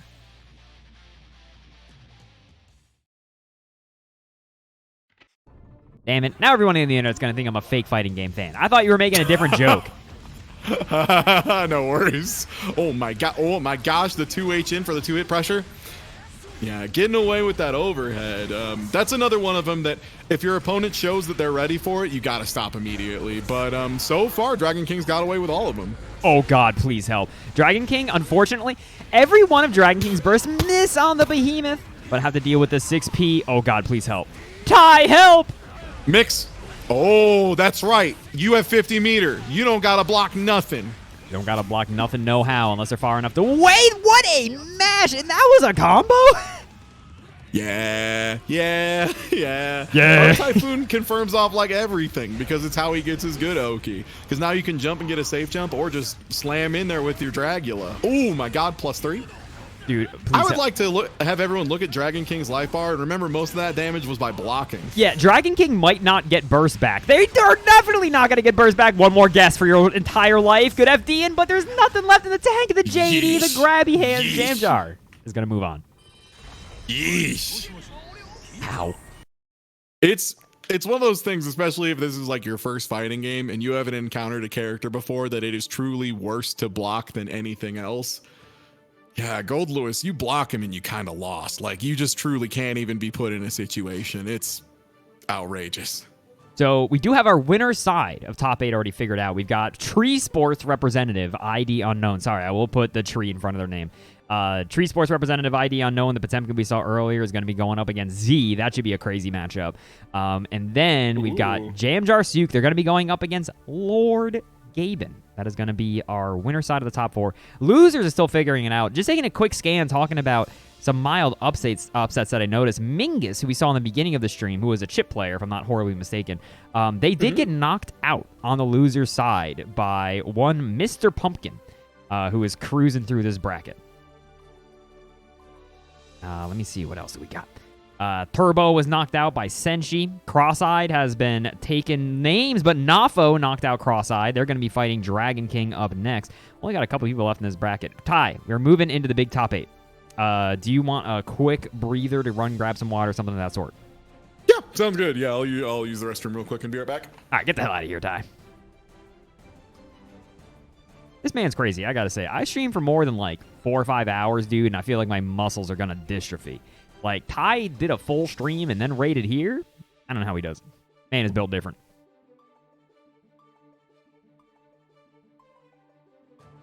How y'all doing, chat? Are you having fun so far? You having fun watching some video games? If you played tonight, thank you again for playing. I hope that you had fun. You maybe learned some shit. There's one person in this bracket whose name is just a random string of characters, and they're making me nervous. And they got knocked out. So now they're just a mysterious person who was in the lower part of the bracket, and now I don't know who they are. Oh, wait, no, it's 65 Ritzig. He's been on stream before, I think. Am I crazy? No, he is not. I don't know who this is. It's missing? No? Yeah, they're going. Getting the hankering to join the tourney again? Gotta say, Dubs. You did it. You made a top 8, Lord Gaben. Can you believe it? You're here in top 8. No pressure. You gotta fight Jamjar. That is like a beginner cup classic on that side of top 8. I'm happy to see that you made it so far. Loser side is graphic right now, I gotta say. A lot of great players been knocked out. Co-Buddy was knocked out. Dang, dude, holy shit. What are these big bones? They are getting blasted. Oh my god, Wheaties is throwing so many bones at us. Please help. All right. I gotta say, Ty, unfortunately, your editor was knocked out. No, yeah, I saw that one 2 and 2. Damn, 2-2. Hey, 2-2 is a good record. Yeah, for the record, by the way, yeah, that's a good run. Yeah, I never feel bad about a 2-2. there's a couple of people who immediately, like, as soon as they understand how the bracket works, they're like, oh, because they said this on the podcast. They're like, hey, so what's stopping, like, Mr. Esports from entering each week and then just going out in 4th place? And it's like, do you not think I'm watching? Like, do you think, like, I wouldn't notice? Like, what's the... Yeah, like it would be pretty obvious. Yeah, that's the thing is like, I guess to an outside observer, it might seem like it's harder to notice than it is, but it is very blatant when someone's should not be at a tournament. Like when they just blow everyone out. Like, reminder to everybody, there was a tournament not too long ago where a certain Mr. Guichi decided to play a little Swift Master in DNF Duel and didn't lose a round for the whole tournament. That's what it looks like when someone's blatantly not supposed to be there. Yeah, and if you don't know, by the way, in case you're newer here, I don't think I said it at the start this time, but me and Ty, both, we do reserve the ability to just graduate someone on the spot, which I did last week with Wooly, actually. There was a player who popped up where I was like, you know what? Looking a little too hot. I think we need to hit you with that early graduation. We do it. We never mean anything bad by it, but, there's some people who just think that they're a little, like, worse than they actually are, and then when they're playing, it's like, buddy, I don't know if you realize, like... Yeah, it happens in both directions, where you get players who are just, they're really strong and they're really good, but they're anxiety prone, so they tend to under-evaluate themselves. And then on the other side, you have people who are like, I'm so nice, but those people generally don't enter tournaments. From my experience, they get drunk and try to play against one of the Street Fighter players at Akihabara Arcade, and they find out very quickly they aren't actually that good. Exactly, right. I mean, I will say what's funny is that everyone immediately always has questions in terms of, like, do people, like, smurf and go undercover? And we haven't really had that because, like, ultimately you don't really get much by doing that.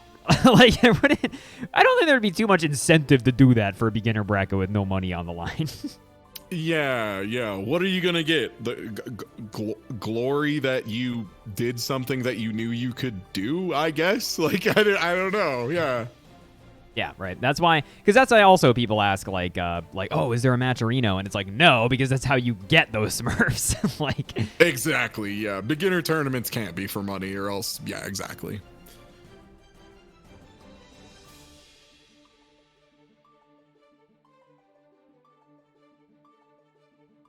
Also, yeah, I don't think there's a single nicer prize you can get than being told you're too good. Get out of here, scamp. Like, it can't feel too bad, right? Like, hey, yeah, you're too good for this. Give me 1 second. Sorry, we're dealing with a little bit of a TO thing in the background. No worries. And yeah, hey, everybody. Hope you're enjoying the tournament so far. It's always real cool. You run these, is it twice a month? We run these every Monday. Every Monday. Oh, it's weekly. My beat. Yeah, no, sorry. Yeah, we do this. So if you're a new Strive player and you're interested in trying this out, go for it. There's no stress. It's a free entry. You just get to enjoy, play some games, and get a little bit of experience. And again, if it gives you the nerves, consider it this way. You're getting the nerves out of the way when you're in the comfort of your own home, rocking in your jammies, sitting in your favorite computer chair or whatever, so that when you do eventually decide to go out to a venue and go to a tournament there, you'll already have one or two under your belt, so you won't be nearly as shaky on those goes, So it's worth going for it. Just give it a shot. You might like it. So, okay, I will say in response to that, though, we are not doing one next week. I will still be in Illinois, from Frosty's. So, Oh, yeah, Frosty Faustings is soon. Yeah. Frosty Faustings this weekend. I'll be there. If you're going to be there for the record, please say hi. If you see me wandering around, I would love to say hello. So, yeah, we're not doing one next week. We'll do one the weekend after. And I'll make the bracket usual time. I'll make it when I get back home on Monday after Frosty. And I'll make it after the stream, but it'll just be 2 weeks from now, which is going to be a little weird, but whatever. People are going to forget. What do you think? Should Ty, be my angel or my devil? Should I make it now, or should I make it in a week? You should make it a week from now, because I already can tell you my editor explicitly told me, thank you for retweeting it and being on commentary, because I had totally forgot I had signed up. So I think 2 weeks and you would have a 40% turnout. Yeah, sorry. Again, 1 sec. We're just stalling for time briefly. We're just handling a little situation in the background. I will tell you when we're good, but I think we're good to run the other match.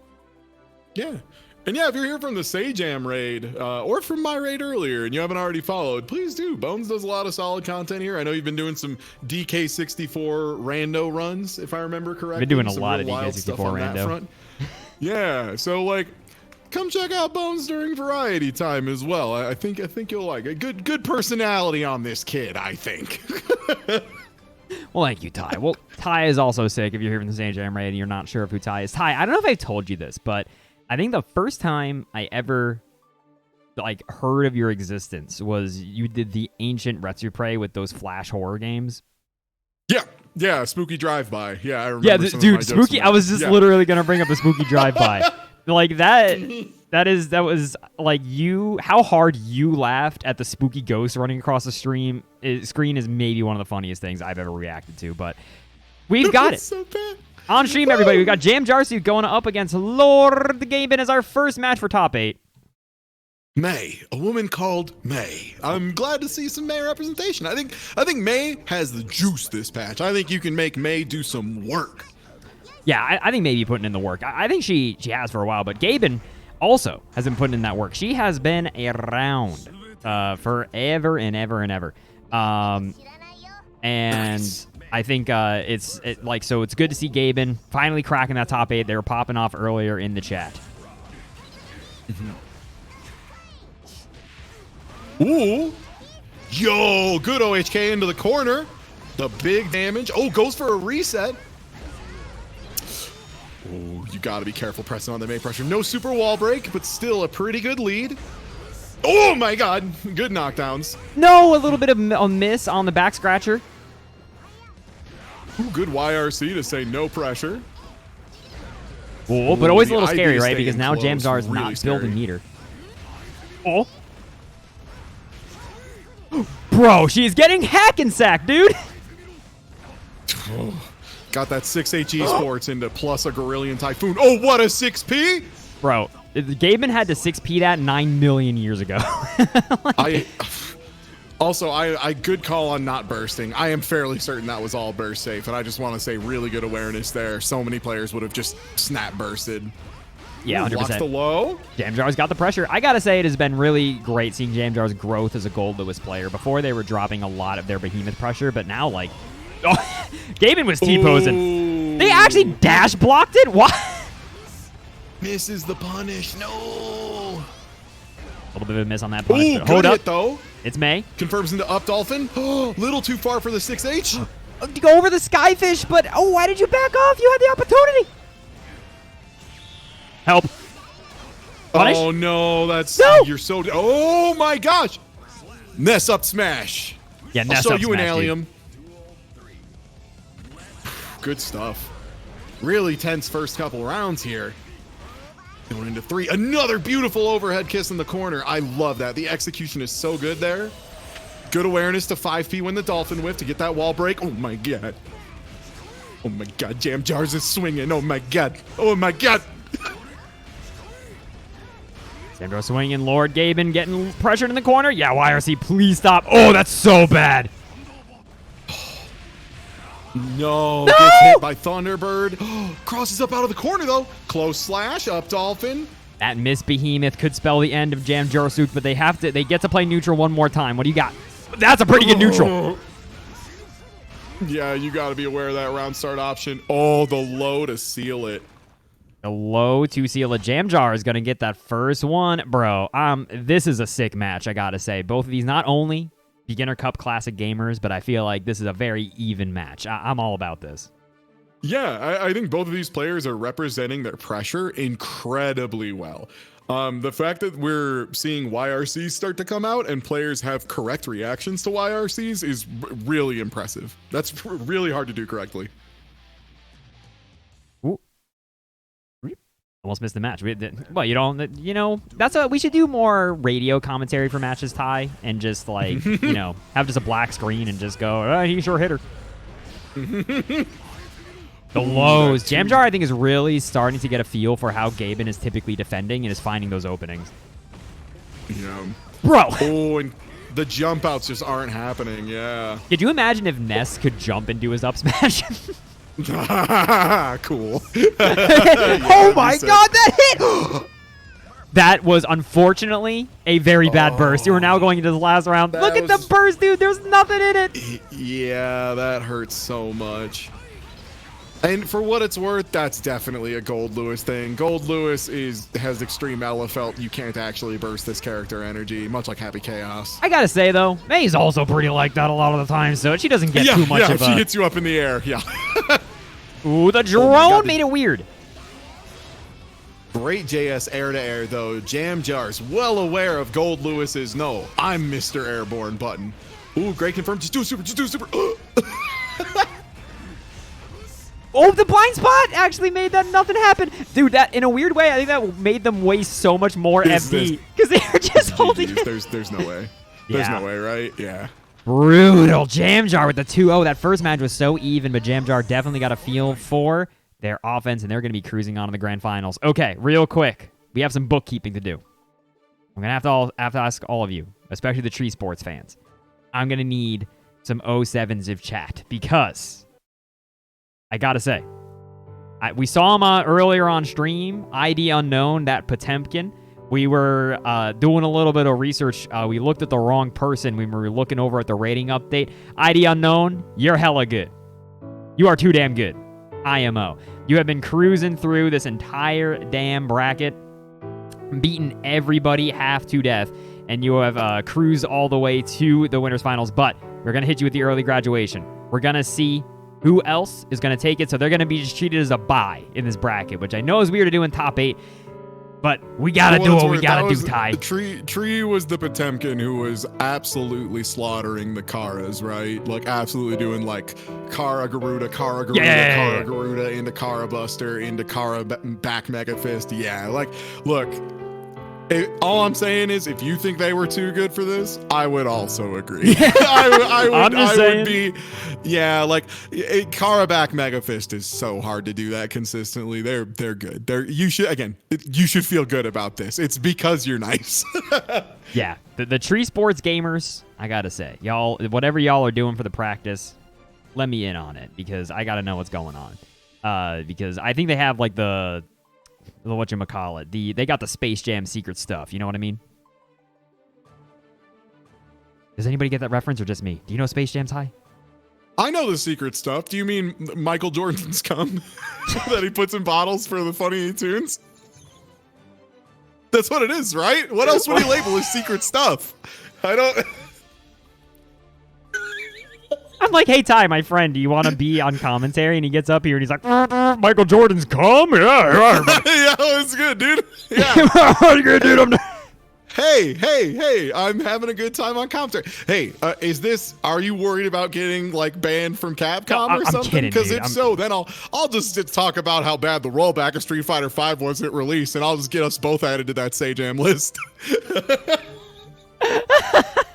No, dude.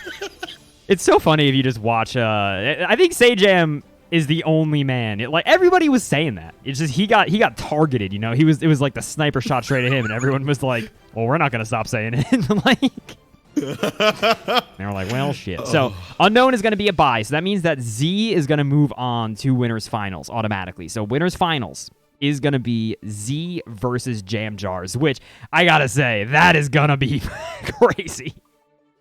Yeah, that's going to be a really scary match in general. Just very much one of those that's Soul has the tools to deal with some of Gold Lewis's stuff. Like, you can't just do drone without thinking against Soul. You can't just throw out typhoons that are punishable because Soul has ways to get in and start his pressure. And Gold Lewis really has to rely on his super as a reversal, whereas Soul has access to HVV, but at the same time, HVV tends to clash against a lot of the good options Gold Lewis will do. Gold Lewis also has access to a lot of really strong safe jumps that will beat Soul's options. So it's a real strong RPS round both ways. Both characters can start their pressure, and it's real hard for the other to stop it. Yeah, expect this to be real strong either way. Yeah, no, this is.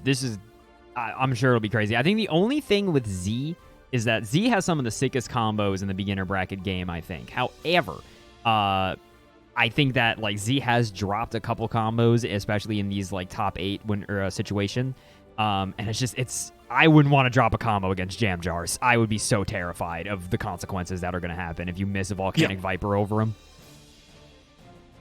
Yeah, I mean, giving any character that has any form of like set play, whether it be really strong mix-up normals backed by Drone, which Gold Lewis has, or like a Pineberry that Elefelt puts on top of you, you truly can't give set play characters a chance. Like Batista in Under Night, another great example. If you give Batista a single chance, all of a sudden she's put a Fortress of Gems on top of you, and welcome to the Steven universe. You've lost. Like, I gotta say, so Ty, bad. I'm no hater. Am I the only person who saw Batista and said I do not wish to play Under Night and that has maintained it? No, I mean, the thing is, Under Night is sick. It's like one of my favorite fighting games. Whenever Batista is on screen, I do go, I am kind of upset every time she's there. I don't love playing as Batista. The problem is I love the people who play Batista. I am friends with so many Batista players, despite the fact that they play Batista. So deep is my love for the community. But yes, Batista is insufferable. That character has a flash kick that lets her get started. She has a full screen laser. She has set play projectiles. She has some of the best mix up in the game in the form of B-drill. Everything is good off a chain shift. And just as a joke, she can't get counter hit. That is the most a prank on the rest of the community. Yeah, that is the most unbelievable shit to me. That just her passive is she just can't be counter hit. It's like can't be counter hit. Like what? He Batista. He. Like that's the kind of like fighting game balance stuff where it's like, all right, let's not mess with the math too much here. Let's like. One of my favorite parts of Combo Breaker this last year was just looking for casuals and saw there was an Under Night setup, and I could play that game passively, wasn't grinding it or anything. Sit down, run some sets against a really strong Batista, like easily the strongest Batista I've played against.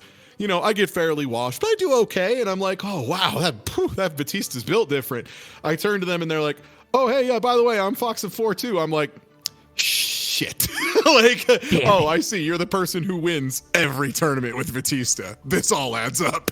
Yeah, dude. So scary. So I think our first match. Sorry again for the little bit of the delay. We were just killing time because we were waiting for our first 2 people from the loser side. Losers were kind of going a little bit slow today, but we now have our first match of loser side top 8, which should be Nafo versus Sizzlin' Bacon, another Tree Sports representative.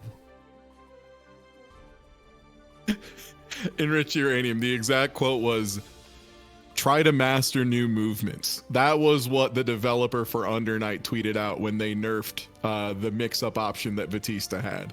And then the next patch, they unnerfed the mix-up tool Batista had. So they're like, master new movements. Never mind, you can't.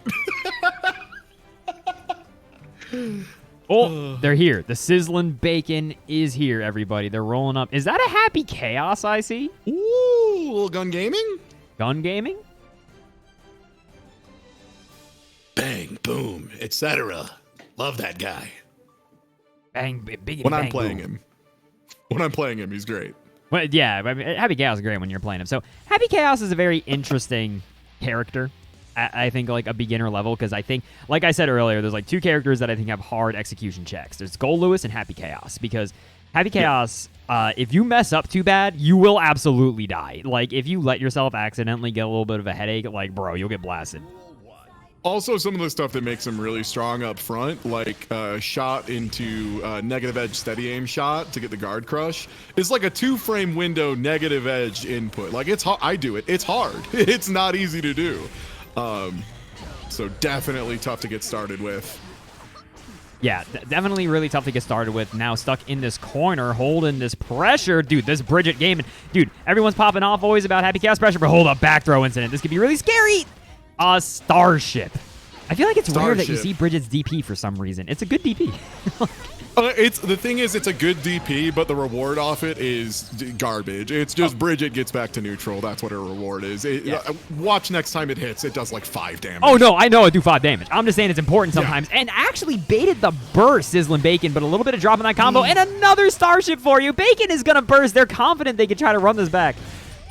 Oh, my gosh. And if they get away with this, they can. They got a headache now, though. Nafo, yeah. See, that's the like Happy Chaos has goated buttons, right? Like for sure, but he has a little bit of soul issue, which he can be kind of chewed up if he's going for success by low. So that was a good button choice there by Nafo. Oh, whiff punish. Help. You just concentrated right in her face.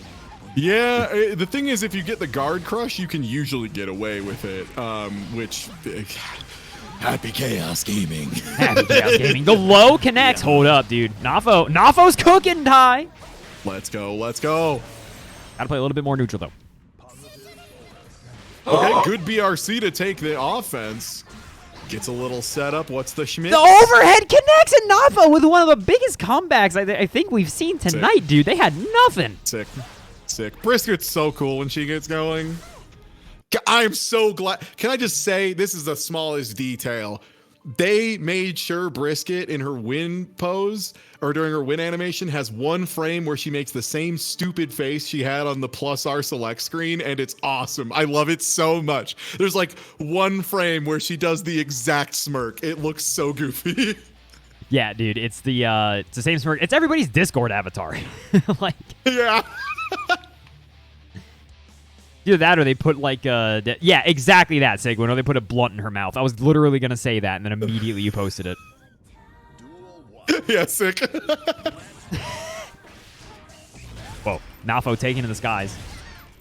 That was okay. I like that from Bacon, right? Like, recognize that they had pretty low concentration, so instead of continuing it and just getting like a headache, just do the curse ball for the Yoki. Yeah. Yeah, Happy Chaos resource management is definitely one of those things that's real hard early on. Great use of Rock the Baby. That is such a frustrating use of Rock the Baby, I feel, because Nafo's mixes have been hitting, right, when they do Scoot, RC, high-low. And then that's like the first time Bacon's blocked it, and they're like, I'm a gamer, and then immediately gets command grabbed. Like, yeah. Oh, and baits the YRC, but Sizzlin' Bacon also recognized the YRC was baited and didn't go for anything afterwards. Great exactly kill. What I said earlier. Sorry, I didn't mean to cut you off. I thought you were... Oh, no, I'm a commentary jerk, Ty. No, you're good. I was just going to say, one thing we haven't mentioned about another reason Happy Chaos is pretty tough to start out with. He doesn't have an invincible reversal, even if he has 50 meter. No, right? So that's like the thing. Bridget has set play, like for real set play. So the fact that he just has to hold it is just as scary for him as it kind of is for her when he gets going, right? Ooh, slump mix. We got, whoa, we slumping. Oh, we slumping. Help. Wow, good pressure from Bacon. What's funny is that slump stuff from Eno, I think, is like quite a bit harder. For Happy Chaos, a lot of times it's just like hit him with 2K. Slump him. Yup. Yeah, like there's like setups that Soul can do it too, but it's way more specific. Whereas Happy Chaos, it's just like, are they grounded when you started the combo? Great. Great, see ya. Got the full confirm that time. That's that Happy Chaos damage. Yeesh. Yeesh. Ooh, block on the gold burst. Ooh, confirming the gun. Oh! A little bit of a whiff. Yeah, just going to burst that YRC. Yeah, wanted to guarantee the round. Smart stuff. Sizzlin' Bacon is not going to get swept by Nafo. They were pretty close to getting straight swept. You can never count Happy Chaos out. You can never count out a character that has listed under their win conditions burst good. Because that means if they burst good, they can just win. And Happy Chaos is like the epitome of that right now. Like if you get gold bursted by Happy Chaos, it's like, dang, I basically just ate an IK, huh? Yeah, right. Oh, cool. He gets infinite brain works, and I'm over here and he's over there, and I'm trying to figure out who's the caveman and why am I getting shot? Dude, I just want to know who the hell the sheriff is. I think it's Gold Lewis's brother, but he's not here. Nafo is really, I think Sizzlin' Bacon, the big thing as to why I think they've been able to whip this around so hard. Now notice they're doing a lot of 2S and 2H. They're noticing Nafo is counterpoking a lot with Bridget's 2S and 2K, exactly like right there. So they're getting outside of that range to whiff punish it, and they're not relying on 6S as heavily. So now it's on Nafo to counter adjust. Hold up, they're going to be able to break this with super? No, he's too high up, isn't he? No, that'll catch. Okay, Yeah. Now what do? Do you run up throw? What's the op? Oh, no! Goes for the safe jump, but doesn't keep going with pressure afterwards. Oh my god. Oh my. Let's just throw meter at each other for fun. No, missed the 6K, but it don't even matter. Oh, goes. Oh my god, the scoot with the chip because Bacon just blew all their meters. I think 6-8 or 6S wall break might have killed, but yeah, that's wild. Hey, you know what though? If there's anything that shows you're becoming a high-level Guilty Gear player, it's when you RC and then your opponent RCs and then you RC again. That's the good stuff. That's Zerg, baby. Okay, what's the mix? Oh my god, that was the shimmiest shimmy of all time, and they're gonna get the meter for their RC. I think Butt will kill here. No! No, too high for Butt, so I had to go for 2H, which doesn't quite do it. And that... Oh my dude, gosh. let's talk... Nafo's got foozies, Ty.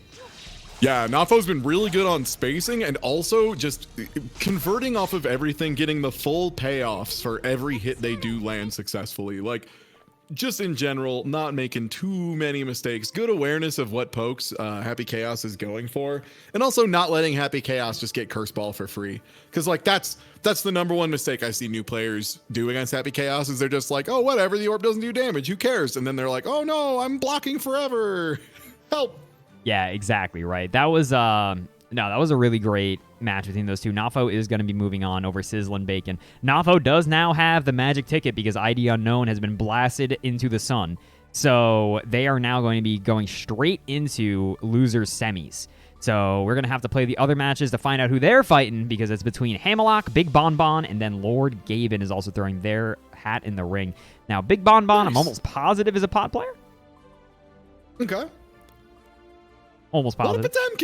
Potemkin and Gold Lewis a lot this tournament, which is not who I'd expect to be like the super high population characters. Yes, a solid showing from the Tree Sports team. One of you already got blasted. The other one made top 8. Y'all are kind of cooking. Mm-hmm. Gotta say. We haven't seen a Geo today. No, That's Geo, I wild. think, in general, is, if I remember right, Tillian, you can tell me if I'm wrong, I think Geo is one of the rarest characters in beginner brackets. She just does not pop up. That's so wild. Yeah, because as a Geo player right now, she's good. She's good. And the things that are good are like pretty simple to do comparatively. Now, Geo is cooking nowadays. It's like they finally let her have just some funny, dumb-looking combos, and immediately everyone's like, oh, Giovanna, where you been? Like, Yeah, they were like, what if 2H into flip kick made your attacks and combos do 60% damage instead of 30%? All of a sudden, she was good. Ty, would you say, would a proper definition of you, would you say that you're a big bozo? Yeah, absolutely. Yeah. I think that big bozo energy has infected the stream because I think we're looking at another Potemkin mirror. Sick. And I blame Sick. you 100%. Sick. I love first Potemkin player to land a heavenly Potemkin Buster gets a sub to Solid Bones channel from me. We've got more pots. We've got Big Bonbon going up against Hammerlock. I was going to say I'm pretty sure Hammerlock plays Potemkin too, but I wasn't totally sure. And yes, indeed, we are getting another pot mirror, everybody. Is this not what you came for? Instead of reflecting on themselves, they blame the beasts. This matchup is nonsense. I feel like this matchup like is nonsense in a similar way that like Gold Lewis pot is nonsense, where it's just like, dude, once you start getting guard crushed at pot, you're like, please help. Yeah, this matchup in particular, like people talk about fighting games being rock, paper, scissors, but like rarely is it as true and as blatant as in the Potemkin mirror. Oh my god. Oh my Rock- god! That's what I'm saying, dude. Rock, paper, scissors, shoot. Yeah, that's a round start I'm into. Kara Potbuster versus Mega Fist. This is two players who are here to have a good time, and I respect it. Yeah, dude, and then immediately, like, the slide head RPS is so silly because it's like, you know, it's like quick draw, except you want to be second. You don't want to be first. Yeah, you want to armor through their hit and then get the knockdown. Oh, but the RC wasn't close enough. Okay, but hold Oh, up. They're getting a little bit of Garuda. pressure going. Yeah, just eats the hit of the 6K. Smart stuff. That should knock down, though, right? Yeah, just get It over will, it. No, he's too big, Ty. No air dash. No air dash. Have an ass. Sit behind this. Oh my gosh. Now it's my turn to do Garuda Impact and be plus a Gorillion. What? This is the most aerial Potemkin mirror I've seen in my life. For Yeah, the record. it also looks like the game is falling apart. I don't know if that's on account of the internet or if it's just on account of how much polygon is on screen. You know, too many polygons. Too big of boys. We need smaller boys. Help. My family is dying. We need smaller men ASAP.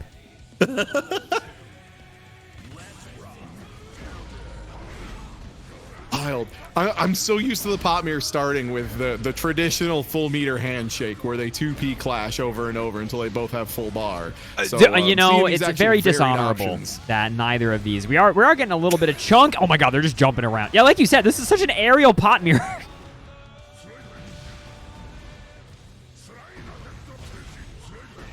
Ooh, a little bit of slide heading. Oh, coming. I got jump scared. I just got Zerd flashbacks. Yeah, I just got slide head and hammerfall break. Hammerfall YRC Zerd, aka why it's good that Potemkin was the worst character in the game. Dude, I like how that Megafist beat Hammerfall just because he was in the air for so long that he came down after the armor was over. And he's got no hurt box in his little eggs.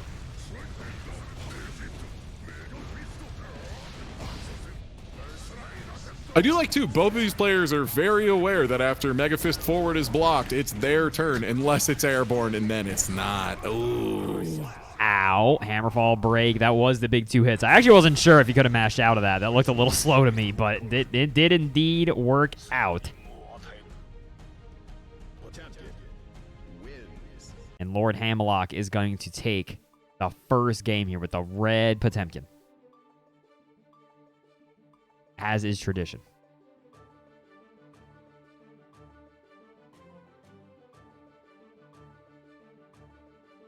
I think Potemkin should be bigger. Good news. If Arxis keeps it up, he has been getting bigger in every game since the missing link.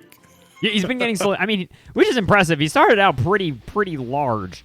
And also Sigwin pointing out that bigger than a regular guy. Yeah. Sigwin pointing out that this is a run back. Yeah, and let me double check here. Yes, earlier on in the bracket, Hammerlock beat Big Bonbon. 2-1. So we got the double Jeopardy chance. Yeah. We got the double Jep chance here right now. Yeah, he's still growing, but you know, Potemkin, I believe that they're somewhere between 1 to 2 years old. So I mean, they've been growing slowly every game.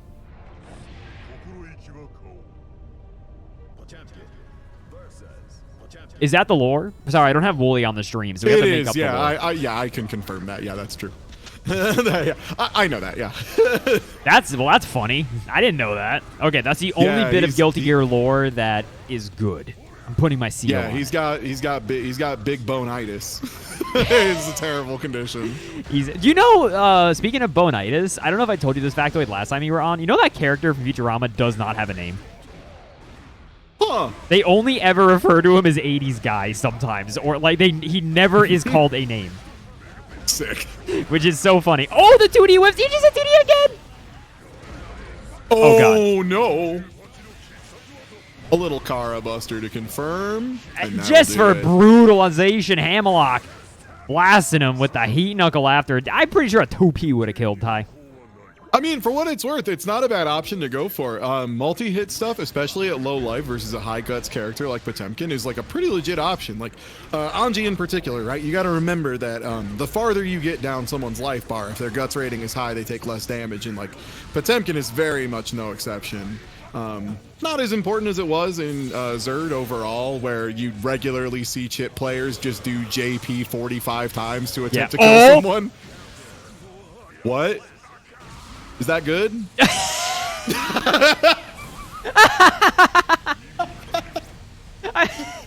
He died so fast that I wasn't like I couldn't even process what really just happened. Like it was like so instant. So Hammerlock is gonna win it over Big Bonbon 2-0. They won both sets, which means Big Bonbon now has a big grudge, I'm sure, against Hammerlock. Moving on over them. The mirror too. Getting double Jeopardy'd in the mirror. That's rival stuff. It happens. That makes you write a big tweet after Evo. Let me tell you what. So next up, we're going to be doing Lord Gaben versus Hammerlock.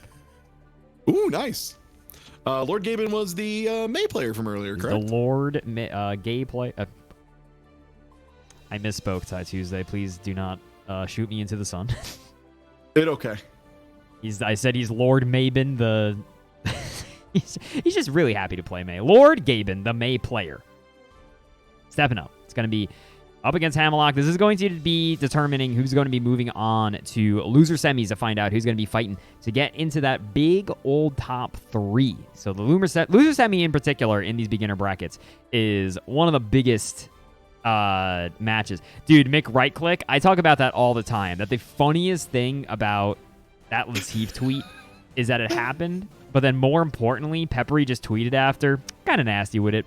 And like, yeah, I think about Peppery Splash's stupid tweets all the time. He's so funny, man. Dude, Peppery is like low-key, I think, the funniest person in the FGC. Like, such a goober. Let's see, do I have any of them pinned? There's Peppery Splash is just a font of knowledge. I'm kind of nasty with it is like absolutely one of the best all-time tweets. For the record, or just the picture of Peppery Splash wagging the finger. Dude, the finger wag. That was when I had him on for commentary. I was like, "Do you want to use a webcam?" And he was like, "Nah, just use this picture." And just sent me that. And I was like, "Okay." Yeah, for the record, I was there at Evo after Pep made that tweet, and I was like, "Pep, what the fuck did you just tweet?" And he's like, "Kind of nasty with it," and then like got up to continue playing at Evo.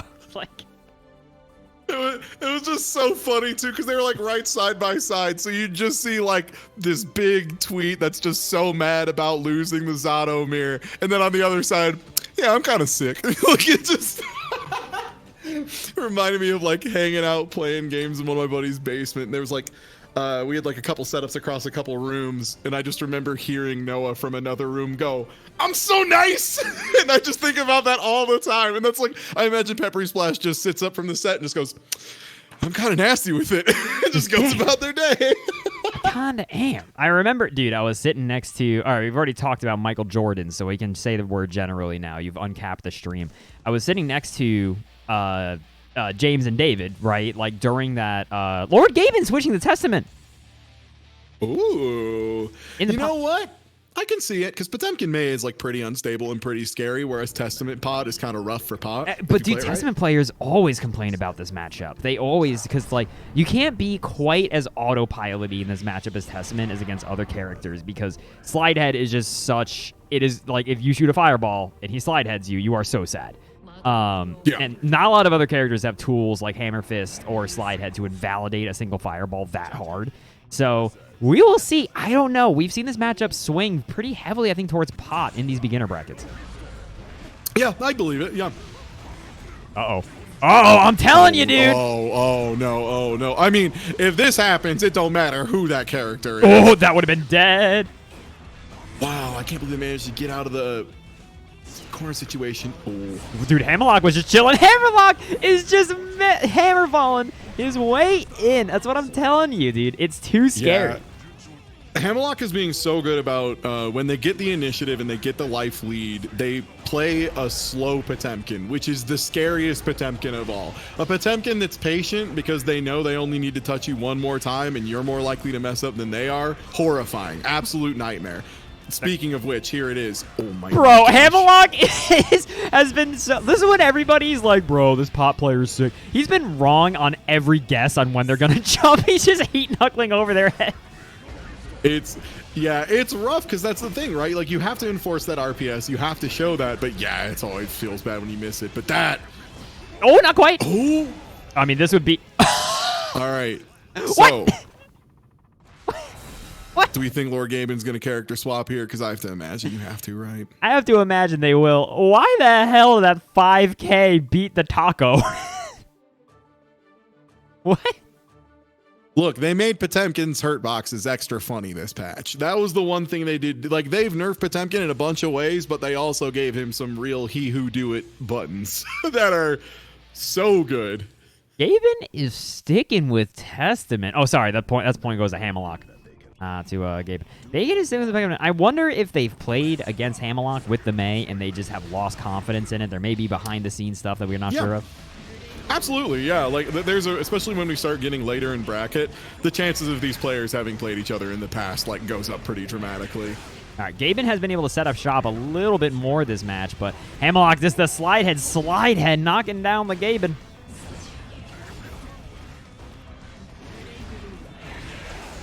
Oh god. Ooh. That was Oh my gosh. messed up the punish. Doesn't get the close slash. Yeah. Ow.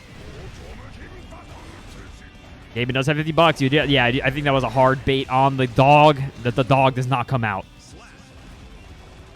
Yeah, again, Hammerlock just being so patient. And Lord Gaben needs to find a way to take advantage of that information. And unfortunately, if they just get steamrolled, they're not going to get a chance. Oh my god. Dude, they're just getting bullied by slide heads because there's not really a phenomenal answer from Testament from that far away. Like, if you accidentally Arbiter Sign or something, they're just going to eat through it. Oh, the Garuda starts. Oh, good jump out. Uh-oh. That's a wall break, so at least we're going back to neutral a little bit. However, Hammerlock's got 50 meters, so this is like the freest Hammerfall of their existence. Or Mega Fist RC. Okay. Not looking good for our hero Gaben. Gaben, yeah, they're going to need to get something going, but if they get one good confirm, they'll be able to RC it. Oh, that's exactly what I was saying. That Hammerfall all in was such a disaster. That's going to be a 2-0 for Hammerlock over Lord Gaben. Lord Gaben representing the Testament. Yeah, the thing is, I feel like as a society, we are quick to say, oh, Zoner versus Grappler. Terrible for Grappler, right? But Testament, even though they're a very good character nowadays, I think Testament just generally hates this matchup. Like, I think the thing is you have to play a very normal focused game plan as opposed to a more special focused game plan, which if you're ready for, you can totally do it, right? Because, like, Hammerfall gets deleted by Testament 6P. Like, it simply doesn't exist anymore once you've represented that a few times. But you have to be ready to play the matchup in such a different way than you play other matchups. And I think that's one thing a lot of players struggle with Potemkin in general, right? Like, Potemkin is so polarizing when he's next to you that you really have to reevaluate some of your pressure structures and say, like, is it better for me to sacrifice a little damage to maybe have better Oki at a stronger distance as opposed to... do I run my close-up mix-up, and if they guess it right, I get pot-bustered, you know? Yeah, and I think, though, for a lot of people, even if a matchup isn't necessarily bad, a matchup that you have to play differently can still be rough.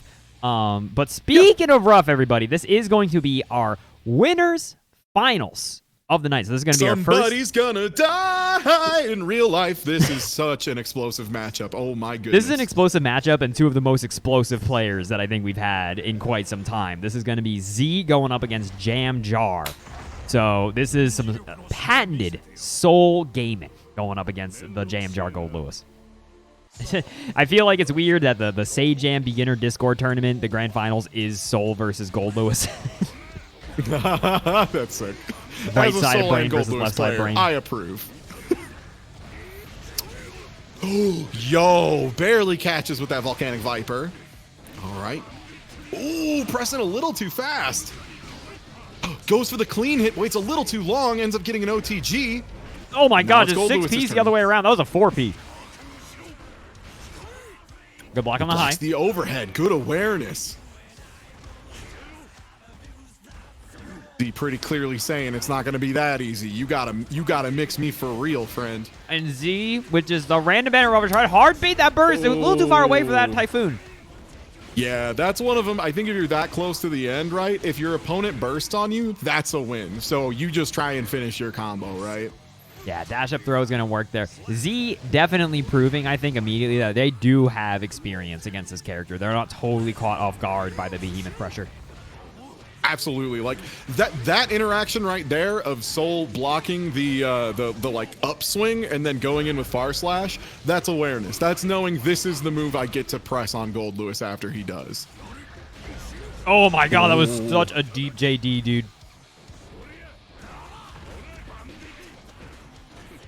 But Jamjar challenging after the bandit, right? I think Z was kind of sniffing out like, can I get away with it again? But hell no. But that is going to be a hard bait on that burst. Nice. Super Tyrant. Oh no! Yeah, might not recognize that they had Rave, it. doesn't get the Oki. Okay. Vortex. This is force the plus frames. Hold up. Block on the high. And just the delayed Gatlings from Z. Hell, dude, it's so funny that, you know, Gold Lewis is such like a high-low dispenser, and then you just get hit by mids. That's just the way it be sometimes. Yeah, and really good awareness by Z catching Jam Jar's mashing a little bit earlier in pressure than maybe they should be. only really had to go for one throw there, went for it pretty aggressively, but it really, like, when you're doing strike throw, if you just get hit by the strike every time, you've made the strike throw players eat life so easy. You have to wait for the throw at least once or twice because the reward's so much lower, right?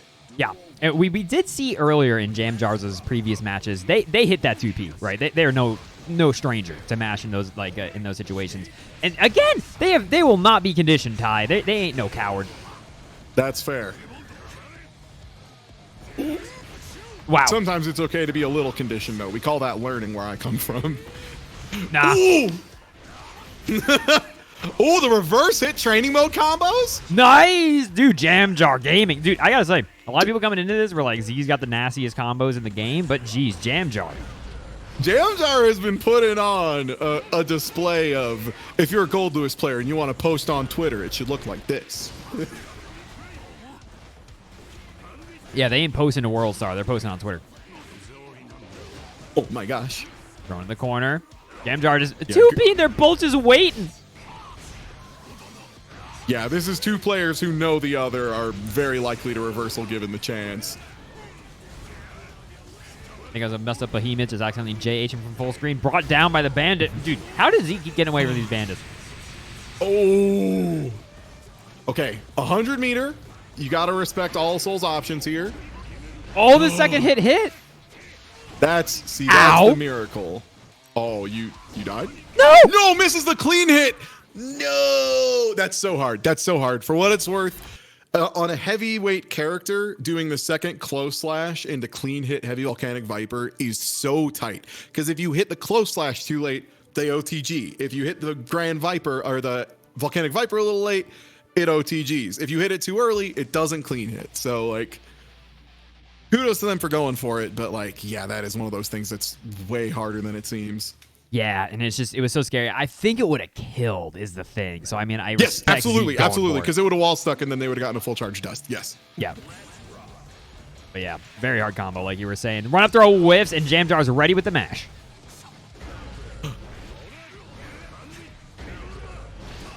Yeah, and see, that's the thing, though, is if you catch that your opponent just mashes 2P on that every time, that's when you start doing the frame trap into the second hit. Oh, a lot of damage on that. Jam Jar does have the opportunity to play neutral. This is Gold Lewis we're talking about, so I mean, the comeback is never out of the equation. Trying to 6P desperately, just praying that was a bandit, but it was not. The classic, the Soul classic. I gotta say, Fast RC JP. I gotta say, Ty, Z has pretty mean post-KO game, and I'm all about it. Oh, no! Every post-KO, they like RC, do Volcanic Viper. That's just Soul players. We just do things. We just be doing and things. if you're already dead, that's great news. But we still are going to do things. The bandit whiff, so Jam Jar wasn't sure when to press, and then Z has another big hit here. Ow. Gets the close slash OTG, but doesn't go for the safe jump pressure afterwards. Ooh, good. Blocks. I think that's the first time anyone has blocked that on stream. I think so too. Z definitely waking up a little bit, playing that very clean. Is now 2-1 against Jam Jar, dude. Yeah.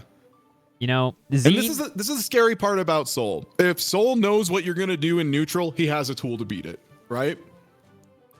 Yeah, that's theoretically he has a tool, right? That's like, I think that's one of the big reasons why Soul has been such a weird character for people to try to like put on a tier list or anything, because like he has such, I feel like, a degree as have. Oh wait, no, it's first to 3. It's first to 3. Z, come back. We need you. You're in winners fine. You did good. You did good. Come back. We need more. You did so good. We need you more. We need more video game. Jam Jar not dead yet. It's 2-1. Dude, I'll never forget the one tournament we ran a couple, I think it was like a month and a half ago or so at this point, where the two players in semifinals just like borderline mutinied and just ran the losers finals match before loser semis before we ran winners. And it was like, well, okay, I guess this is happening. Like, being a TO is so cool and such a job where you get thanked all the time. oh, dude, yeah, everybody loves you. You're everybody's favorite person. I feel like nowadays people what are a good 6P. People are better, I think, now at being nicer to their TOs. Yeah. It used to be really rough back in the day, but now I think people generally realize like you are basically a janitor. Yeah. And yeah, great 6P from Jam Jars for what it's worth. A lot of shutting down Soul's easy stuff in neutral. Great safe jump. This is blocked. Oh, not even. Oh, Just okay. Or you can volcanic do straight that through. too. I mean, you could. Sure, why not? Oh, my.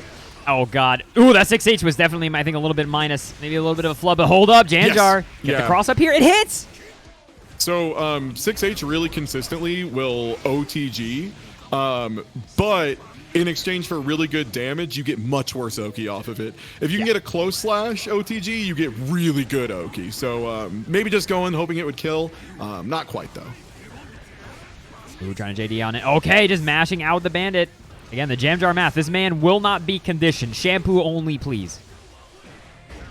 Are you dead? Oh my God, you're super dead. Wait, unless he's a little too far away again? No. Ty, I don't think we're ever going to see that again. Ever. I am, yeah, like that. I still don't know how exactly. Oh my God. Yeah. Sorry, that clash in the Typhoon was blessed. Oh my goodness. I already have a plan in mind. And if we happen to clash, that's sick. I love exactly that. right. Oh, blocking the volcanic. That's going to make Z plus as hell hold this pressure. Okay, 5H swinging in. Ooh, good bait. Big punish. Oh, no! No! Now you get punished. Whoa, he could have died. That could have been actually it for real. I'm amazed Jam Jars didn't deploy Thunderbird after that block 6H. It seemed like a prime opportunity to really lock the game down for him. Yeah, it looks like Jam Jar's having some minor execution errors at this point, which might be costing him maybe a little bit of nervousness. They just close slashed on landing? Yeah, that's definitely those tournament nerves a little bit, but that'll do it. Yeah, tournament nerves and then kept it simple, right? Throw out the drone, just wander up casually, And 6P. now, And Jam Jar. That's 2-2, isn't it? It's 2-2 after Jam Jar, after being surprised of, oh, I'm not out, thank God. Manages to takes the one. It is now 2-2. Jam Jar might be able to do this. Chad, if you a Jam Jar fan, say yeah. But for real, Game 5, love to see it. Who do we think? Again, I love both these characters, so I can't be biased one way or the other. But I really like the way Z plays Soul. I think Z's got like a little bit of wildness in him that's just a joy to behold. So I'm rooting for Z. Let's go. I like how you say that, and then he starts around with //. Yeah. That is Soul gaming. Yeah. That's what I'm talking about. Ooh, good block. Jam Jar's now more aware of the fact that the follow-up bringer is going to go for a hit. Wow, you did jump in JP? I think it's the first time I've ever seen that. Good cross. Oh my up God, the Ness up away. smash while jumping. Okay, wait, Volcanic. This might be a momentum shift. Ooh, doesn't get a good Oki ender. This Run is up down buffed. throw.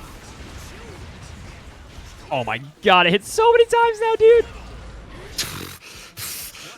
That killed that 6P. Yeah, that's wild. I didn't know they made it hit that many more times. That's bananas. Dude, isn't that crazy? Also, I'm pretty sure that was just 6P from Z that got absolutely obliterated by that JD. Jam Jar potentially on winner's finals point here, but Z has a little bit of that corner control. Z may be slowing it down a little bit. You just see a lot of dash blocking from them, but now gets that throw. Okay, there we go. Yeah. All No! right. No! Oh, no. Goes for a burst bait that only works if you throw them into the corner. Okay, great throw. Overextends a little bit. This could be bad. Yeah, okay, get the drone out of here. That you said you could have died from that before the pitch. Yeah, absolutely. That's $50. How's Jam Jar gonna use it? Oh no, the reset into they're the dead. overhead. They're dead. Ah, Yeah. Jam Jar The thing is gonna is- take it. This is winners finals, so there is a very real and non-zero chance Z makes it back up. And I think if Z applies what they learned towards the end of that round, which is, all right, this player is willing to block, right? This player is willing to chill. So now I have to make them uncomfortable being chill, which is like representing throw a lot more aggressively. Mm-hmm. I think if Z climbs back to grand finals, there's a very real chance it could go the other way. So definitely excited to see if we get another one of these in the near future, because yeah, that was good. Yeah, no, that was really great. Jam Jar being able to bring it back there from the brink of defeat was sick. I think Z, my read on it is that I think they were getting a little frustrated at how much they were getting mashed out at first, and so they really just started frame trapping. But then Jam Jar made the adjustment, right, like you were just saying, of just blocking, just big chilling, and then like finding those opportunities. So it's like that shift, right? That's what I think a player is really scary to fight, especially in like a 1st-to-3 situation when they are just adapting and like changing up when they're mashing and stuff like that. It's very difficult, I think, to like keep up with folks like that. Mm-hmm. And next up is going to be Nafo and Hammerlock. So this is going to be Bridget versus Potemkin. Ooh, this is one of them I've heard words about as far as matchups that are pretty tricky for Potemkin to get through. Well, but again, it comes down to keeping everything super airtight as Bridget, which is, it's pretty hard, pretty tough to do. Yeah, I think one of the big things, right, is just like on a very surface level, a lot of Bridget's big pokes hit twice. There's 2 hits of the yo-yo, which immediately it makes it not what we saw with the Testament, right, where it's not a bunch of single hit shit that you can just armor through and not worry about. Like this is constantly you're gonna hit. On the other hand, Ty, if Bridget gets hit, I think she's dead. Yeah, extremely. I mean, that was the biggest problem Potemkin had in Zerd, right? Was Sin Beak Driver was 2 hits. Therefore, Sin could just do Beak Driver all day, and Potemkin couldn't play the video game. So, we'll see if that ends up being represented in this matchup or not so much. You know what's funny is that it's different than the Bridget Potemkin plus R matchup. Roundstar Carrot Popbuster does not go wide, and that armor does not work either. Bridget Potemkin plus R matchup. Exactly, that's what we're seeing, right? The 2 hits, 2 tests. That matchup was fucking horrible for Potemkin, dude, because Bridget hit you once and then just flew to the top of the screen for 99 seconds. That was a match that was bad for everyone. Spectators, commentators, TOs. Sick. The old Mega Man classic. I'm just leaving. Dude, the Street Fighter Cross Tekken Grand Final. Yep. Street Fighter Cross Tekken, Box Art Mega Man. I'll see y'all later. I'm out. I got 1 hit. Bye. You've seen the video where it's just titled like Street Fighter Cross Tekken Evo Grand Finals, right? Do you know what I'm talking about? Yeah. My favorite fighting game match maybe of all time. Anyway, Close Slash jumping in there. Yeah, so exactly what I was saying earlier, right? You can see Hammerlock is just getting a little bit smothered because it's just a lot of Bridget's stuff will auto beat things, but there finds the back Mega Fist, and like I said, if Bridget gets hit, but gets hit by the 6K, so not too bad. Yeah, like Brisket takes a lot of damage here. I think the biggest thing is like if she gets reset to full screen, she's cool with it, right? Whereas it's gonna be real rough for Potemkin. Yeah, and you can see Hammerlock just desperately trying to back Megafist in the corner, but the car, I think that was a Kara forward Megafist, right? Boy, wanted that reach. And like big props to Hammerlock here. Hammerlock is like holding back and down back like it's the best option when it is correct. It is the best option. They're right. Oh, there we go. Okay, baits the burst too. Scoops. Bro, baited that burst for like 90 minutes. Hard commitment. Yeah, and like you said, yeah, Hammerlock the whole thing is like a character dying in 1 touch has like historically been shown to not be enough to make the matchup bad for that character if they dominate neutral and situations as much. Because that's a really common defense I see, right? Is like, oh, well, they blow up if they get touched. It's like, yeah, but it's extremely hard to get that touch at a high level. That, however, Starship connects. Touch. Okay, so this is going to do not a lot of damage, but you get some Oki. That's always nice. Rock the baby connects. Okay, hold up. Damn, dude. Ooh, the Mega Fist pays off. Hammerlock. Hammerlock with the Hammerlock patience, has found an answer. dude. Yeah. Really good patience there. Watched the patterns a whole bunch. Found an opening where Mega Fist would work and did Mega Fist. And it worked. And it worked. Yeah, no, I do totally agree with you for the record that like usually those matchups where people are like, but if they get hit, they die. Like, no, those do not hold water. Like, I feel like what's funny is that, though, it can make matchups really scary still. Like, I don't actually know what, like, Makoto Akuma in Third Strike is typically written down as a matchup because, like, I think Akuma has a lot stronger neutral option in that matchup. No, seriously, if he get hits, he dies. Yeah. That's also a game with parry on everything as a non-committal option. Yeah. Oh, just tried to round start Heat Knuckle from Hammerlock, but Nafo holding it down with the 2S. 2S is such an important normal for Bridget in general, but I feel like especially in this matchup. Yeah, any good 2-hit options are going to immediately be so much better against Potemkin. Oh, the low on the scoot gonna hit? Yeah, I love that. Nafo being aware that their opponent likes to go for like Mega Fist and similar options and just mixing in more lows that catch the startup, stuff of that nature. And Nafo just gonna burst as an alpha counter. I'm gonna RC there, gets the burst out of Hammerlock. They're confident in themselves like that. That's sick. This is so good. Yo, Nafo, let's go. Nafo gaming. Nafo is indeed gaming, coming in with that overhead. And you saw Hammerlock block the fast RC low out of that scoot. So I'm interested to see now if Nafo lands that same mix. Will they go high or will they stick with the low? Wow, dude, she skirted right under him. Ooh, Rock the Baby whiffs, but reaction's not ready. Yeah, doesn't it have like the longest whiff animation on Earth? It's like Jacko, wow, wow, wow, Looney Tunes whiff. Ooh! Clash could have actually FD'd that, but wasn't ready. And Hammerlock just trying to Mega Fist RC. Hammerlock has been liking that a lot as a 50-meter option. They do a lot of Mega Fist RC. They find hands, but this is going to blast her, right? Yeah, this is going to wall break. That might actually be bad overall. Especially because Bridget is 50-meter. Oh my god, trying to go for a little jump scare. Little Potemkin high jump low, scare. goes high, Hammerlock blocks! Cheeks. He tried. I can't believe that didn't kill, dude. He's got no way. No way. No way. Oh my god. No way. My god. I'm so scared. Oh my god. Dude, back if it connects. Oh my god. Nava's got 50 bucks. Chip kill. Oh my. Oh my. Whew. Dude. Truly. Never let either of these characters get started. Never let either of them get started. I cannot believe they dash canceled the DP. Amazing. Oof. Was that on purpose or were they just hitting forward a lot? Like, no. I think this is semifinals, right? This is not burst of 3. This is semis, so it's first of 2. Yep. This is, sorry, I did not properly introduce. The players just kind of hopped on really fast, but it is 1-1 right now, everybody. And for the record, no, this is not first of 3. Or best of 3. Sorry, yes, it's best of 3. I'm dumb. I can't read. I hate best of linguistics, by the way. That is not welcome in my chat room. I will yell at you. I only first. First to two. Yeah. First of 2. For the record, everybody, in case you don't really know, this is the match for the dogs. As in, the loser of this is 4th place and is coming back next week. The winner is banned. This is like the highest stakes match of the night.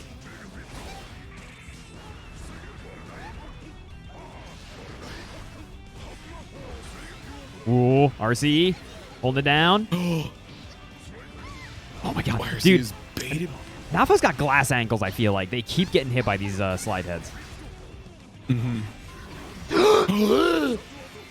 Jump scare. Spooky drive-by. See you in Street Fighter 5, everyone. See you in Street Fighter 5, everybody. Bye. Oh, Heat Knuckle to be plus a Gorillion.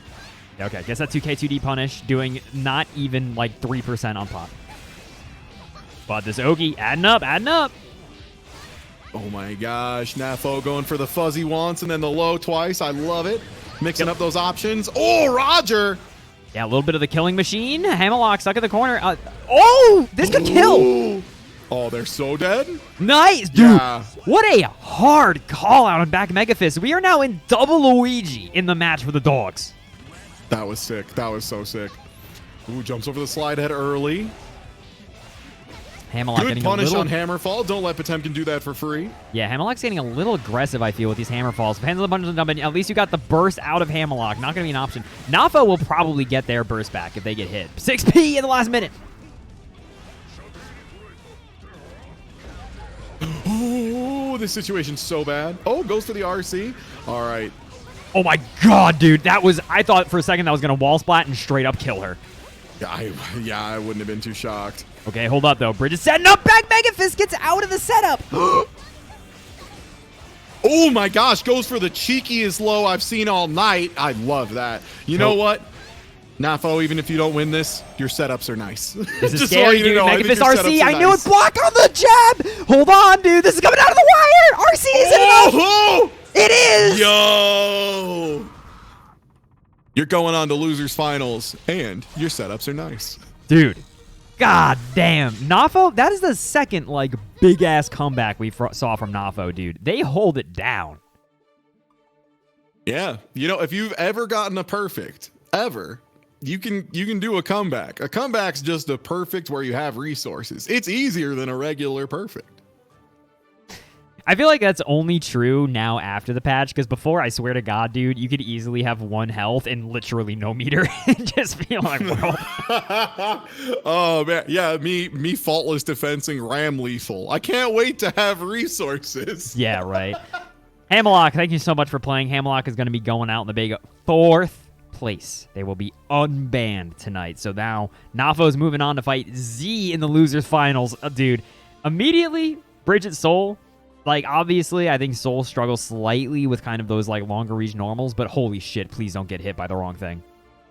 Yeah, and Soul has some really high risk, high reward call out tools that Z seems like the kind of Soul player that I wouldn't be afraid that wouldn't be afraid of representing those options, like Night Raid Vortex to get under things like Bridget Far Slash. But obviously, you have to watch out for things like Counter Hit 2S, which Bridget can represent pretty heavily. Yeah, definitely one of those that if Bridget can hold Soul down, it's pretty good. She has a lot of ways to deal with Volcanic Viper on Wake Up. She doesn't have to worry about it nearly as much as other people between things like Meteor Rock of the Baby beats Volcanic Viper clean. A lot of the yo-yo setups will just clash with it and leave Soul helpless, that kind of stuff. Yeah, no, 100%. But I think one of the biggest things also we've seen, I think, and I hope Z's not listening because I don't like to say this kind of stuff about players, but I think Z does get quite nervous as matches go on. I think there is a little bit of like spaghetti that gets introduced. Meanwhile, I think Nafo has proven, dude, they have blood of ice.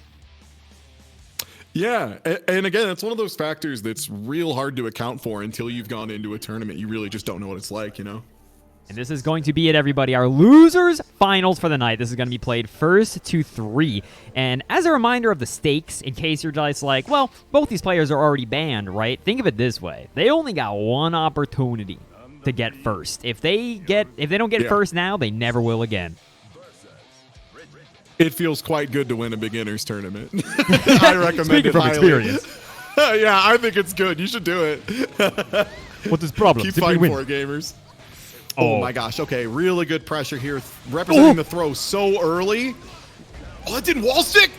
Oh my god, why didn't that wall stick? You died. You died.com. I'm sorry. See you in Street Fighter 6. Wow. Do you want some water without any ice? Yeah. Oh my god. You know what? I'll put some red pepper flakes in it just for you. Ew. Oh no, not like this. Not like this, dude. Z is currently working on trying to get the double perfect. Nafo's got to land the hit. Okay, there it is. The 2S coming in. But Z, you can see, is really playing this, like, despite the fact that they're obviously going in, they did not believe in that setup for a second. Jesus.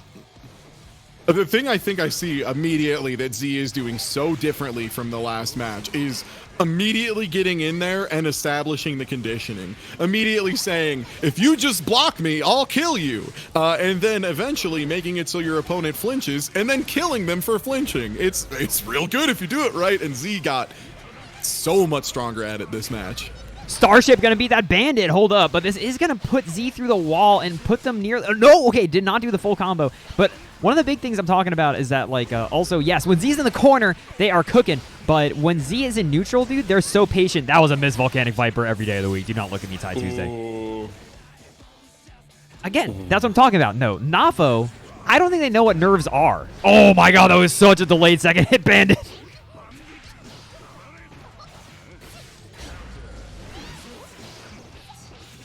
I can X.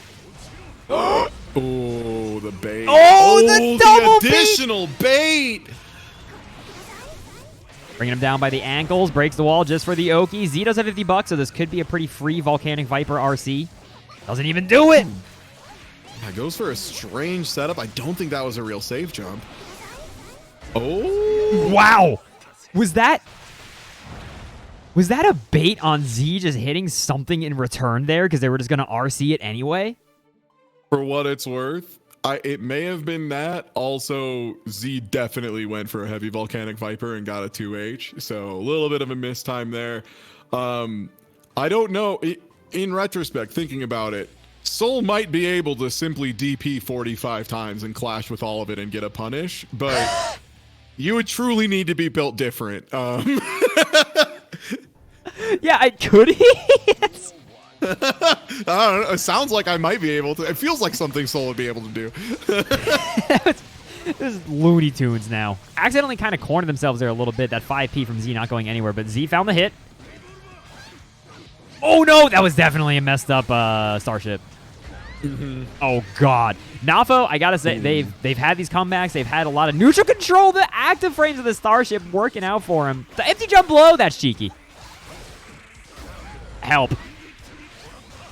Yeah, they were going for a burst bait and managed to convert into a little mix-up. Oh my gosh, the reversal throw. Nafo, no fear. Nafo, no fear. Nafo, I'm telling you, dude, they don't understand. Just do the options. There's no reason to be scared. But the burst is going to put him in the corner, but they got the meter RC, the Starship, the 2K connected, but they didn't believe. Could have been a 2K into 2D into the whole world, Ty.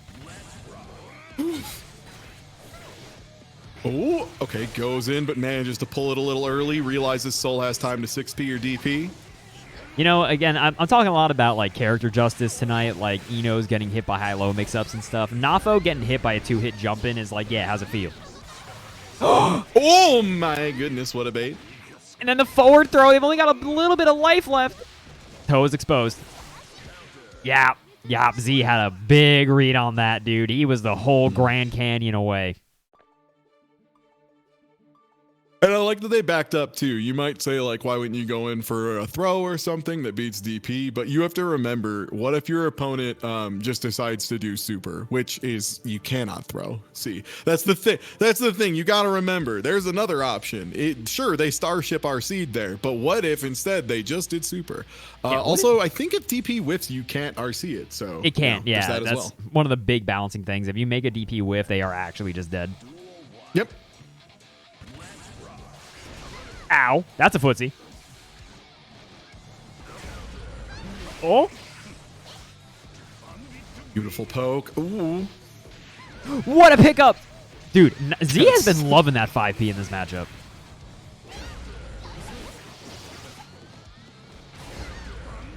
Oh my god. Oh my god. Oh, TK doesn't quite get the clean hit. Yeah, how is that not a clean hit? You have to be a little bit more into them horizontally for that to clean hit like that. Dude, just RC did the little hop over just to be other side. The low, yeah, Z has been pretty getting exposed by that low on that. I feel on that. That is not a good trade for Nafo. Yeah. Oh my god. I feel like you're just running into close slash. Yeah, I mean, the thing is, like, Soul 5H is a way better hurt box than people anticipate. Like, it's just very strong and very forward, and I don't think it's actually disjointed, but it's like it's thinking about being disjointed. It plays with the thought. Also, just by nature of being a heavy slash, it has really, really high attack level, which, you know, useful at beating specials and stuff. Dude, Z is like oh no! Bad was trying to drop. go for the close slash micro dash, close slash clean hit HVV, but got far slash whiffed under and dropped it. Oh, clash! Nothing, no punish though. I recovered in time. PRC, bring him back down on the ground. What you doing with it? The low again, opening up Z. They are not believing they're going to go for it every time, Nafo. Yeah, Nafo finding their... I mean, for what it's worth, going airborne, fast RC down low is so strong. There's a lot of characters that can do it. Just ask your doctor if your character can do that today. With our new drug, Bad Guy Isil. You can FRC, baby. Again, dude, and another one. The toes are just so exposed. Help.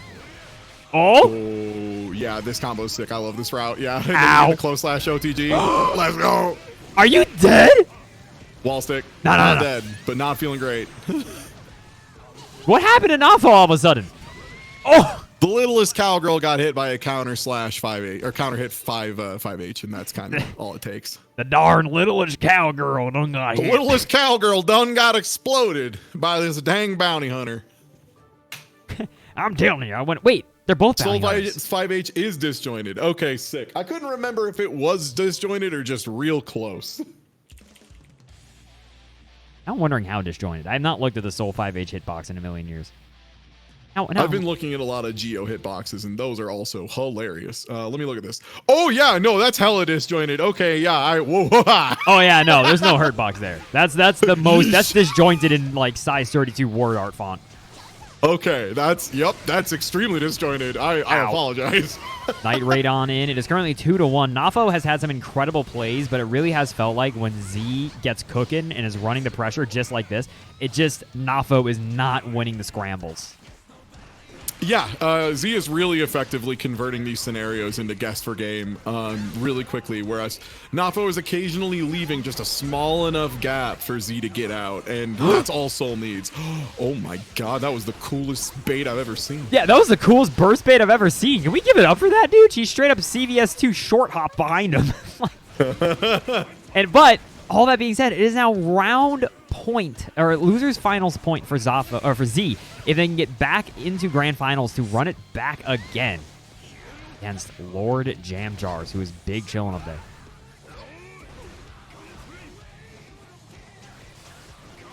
Is Hammerlock banned? Nah, they took fourth. Oh, yeah, no, you were going to be so dead. Almost converts into the Clo slash, too. Yeah, that would have been so much. And that's going to be that, dude. The TK Volcanic Viper for just the extra oomph. Z is going to take it over Nafo and be cruising on to the grand finals for another rematch against Jam Jar, which I'm stoked about. You were talking about you were excited for that situation. Mm-hmm. Yeah. Again, this is one of them where I think if Z takes, like, just straight up what they did in this matchup, like the match we just watched, where they were willing to represent throw a little bit more aggressively as soon as their opponent showed patience. And, like, this is one of those things in tournaments, too, that you'll learn to kind of judge your opponents as you go, right? Like, the things you do early in pools are probably not going to be the same as the things you do in top 8, especially at a bigger tournament. It's kind of like you have to respect different options and think about different options. And particularly against higher level players, you have to represent throw early because they know if they just press into strike, they explode. And they don't want to do that. So they make you throw them a couple times and then maybe go for the strike, you know?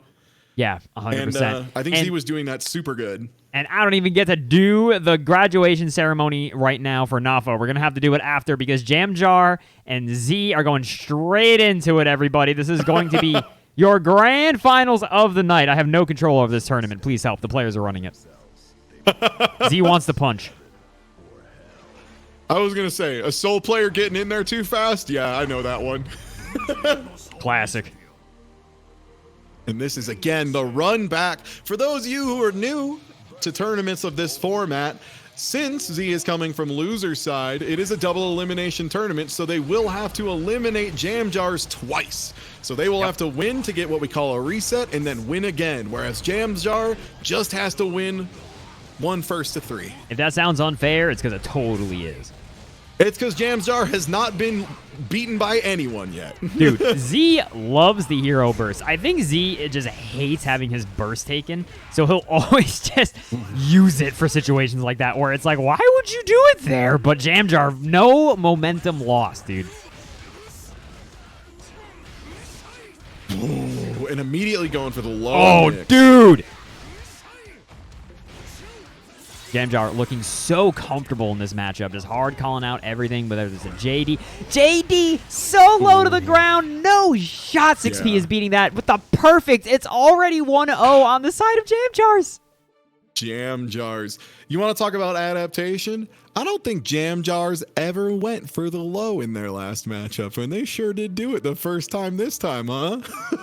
You know, they said, oops, I should have been studying the tapes in chat, but I wonder if they just saw how many RC2Ss were catching Z and is like, huh, I'm going to hit those toes. Give me those toes. Poke him over. 1-0 right now for Jam Jars. Ooh, the 5K from Jam Jars to immediately say no far slash shenanigans. We're doing real pressure. Ooh, 5H to beat the esports. No! Yeah, there was going to be a burst there every day of the week because that just feels bad. That is the morale burst.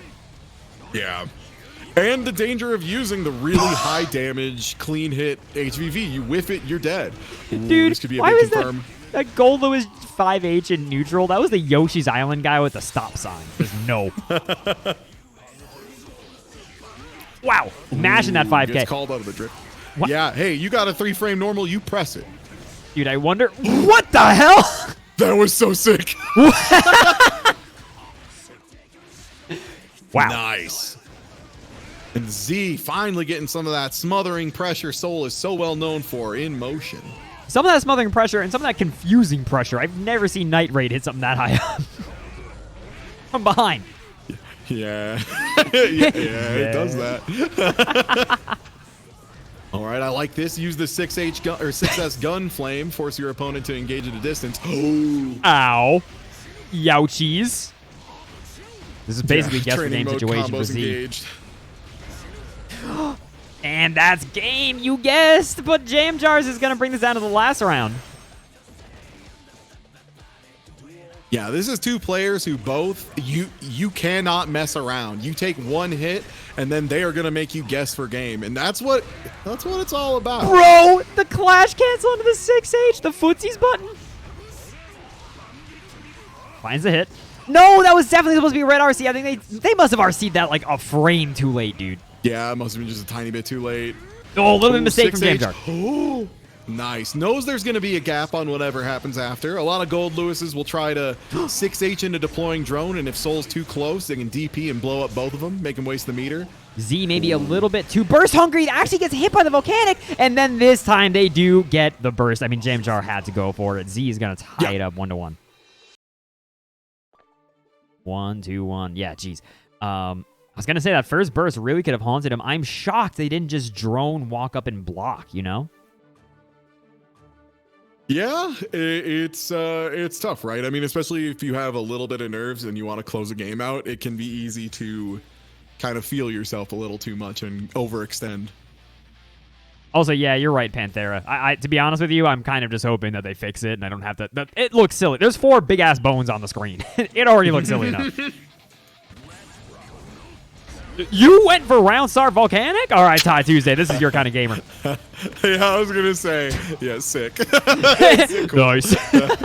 Cool. Yeah, I appreciate that. I'll crack open a Budweiser to that one, brother. Oh, no! That's right. I'm bringing out the Coors Heavy. The big hit? Is there a Coors Heavy? I mean, there's Coors Original. I've only ever heard of Coors Light. I never thought about this before. Sorry, Z. Yo, good kill by Z there. Good confirm using RRC to make sure they get additional damage of wall stick. Again, the smothering pressure is really what Soul has to do against Gold Lewis, because even more so, Gold Lewis is one of the few characters that, like, so you know how I said if you block Gold Lewis you lose? Soul is that too, to a lesser extent, but so like Soul can't let Gold Lewis force him to block, which is wild. Back throw incident. That's going to be a donk on the head. Oh, that's a low. Head again connects. Okay, Z's got 50 meter. You got to expect something silly. Just bandits out the helicopter. Oh, get the wall stick and super. That's right. Yep. Close slash. That wasn't going to stick. Still didn't stick. Oh my gosh. But the run-up throw is going to do it. The quick one. Z is now up 2-1, trying to reset this bracket. So for Jam Jar, it's going to be a matter of can we run it back the other way. Also, I don't drink, so that's why I'm aware Coors Light exists. I have no dog in this game. Wait till you hear about Coors Medium. Coors Medium. All right, and Z up 2-1, I believe. Managing to take it from a pretty overwhelming game 1 and adapting pretty heavily, but like we said, this is a really explosive matchup. If either player gets a hard read on the other and makes 2 or 3 good choices in a row, that can be it. And we already are starting off. Dude doing the Splunky. Actually just backdash the Fafnir. Usually it has a habit of catching that kind of stuff, but he got that big body backdash. Good burst. Don't let that pressure get started. Oh, I have bad news. The pressure's starting. Okay, pressure's over. That's the end of it. Nice. No, oh, big no. body. He's so big, Ty. Why is he so big? All right, so Jam Jar is now showing they're willing to try and jump out of pressure. Now to see if Z is able to take advantage of it. How in the hell did that throw whiff? Micro footsies. That's bro, that is seriously to break out the abacus and the meter stick. Like something's up here. Yeah, that was the calmest walk backwards. That was Goku entering UI and just being like, I don't want to be thrown actually. Exactly, right? I'd prefer not to. Dude, look, I got no dog in this DBZ game. I have no idea what's going on. It's just always funny to me that Like, people are just like, I don't know, UI, he can't get hit. It's like, oh, okay. Got it. I know nothing I else. love that character in that game. He's so much fun. Oh my gosh. Yeah, I was able to Okay, burst good there. burst. Oh, second. Dude, nobody, I think, has blocked the second hit of that bandit this entire tournament. I cannot believe they didn't get that burst after the hardest dedication to the burst bait I've ever seen. Definitely a mistake there from Jamjar. I do not think they meant to jump up JS, but they do get that dash up throw. Jamjar fighting his hardest not to let this bracket get reset.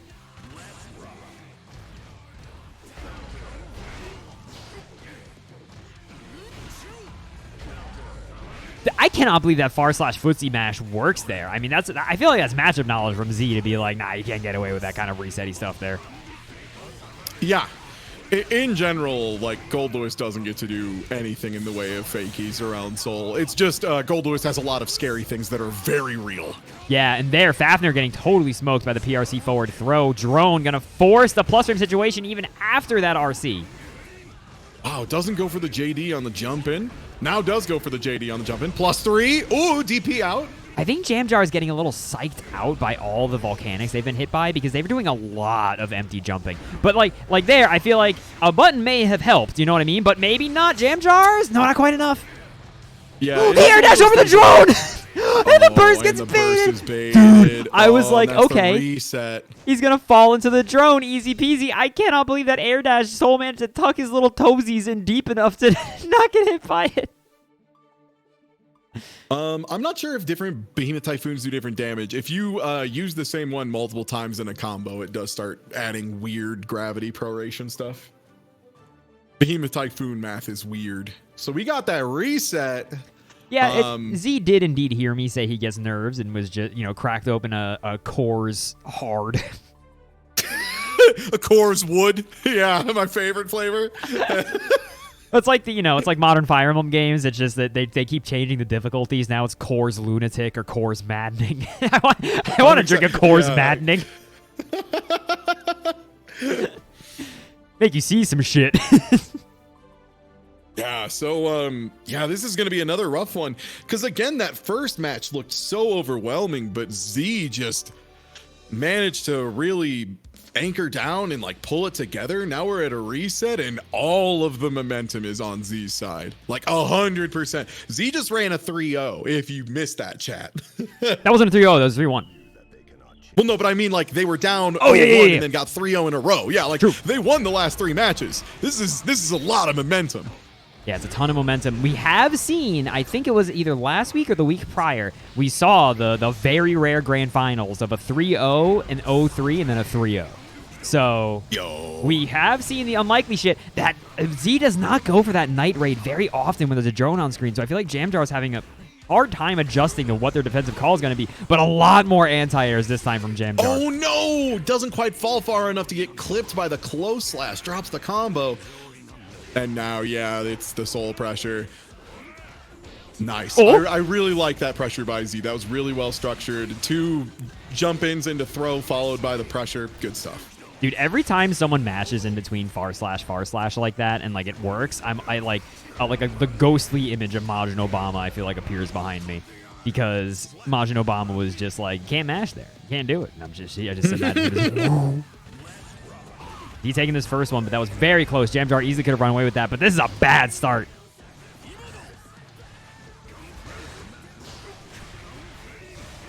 Help. Oh, no. Yeah, Z hard bait and just walking back.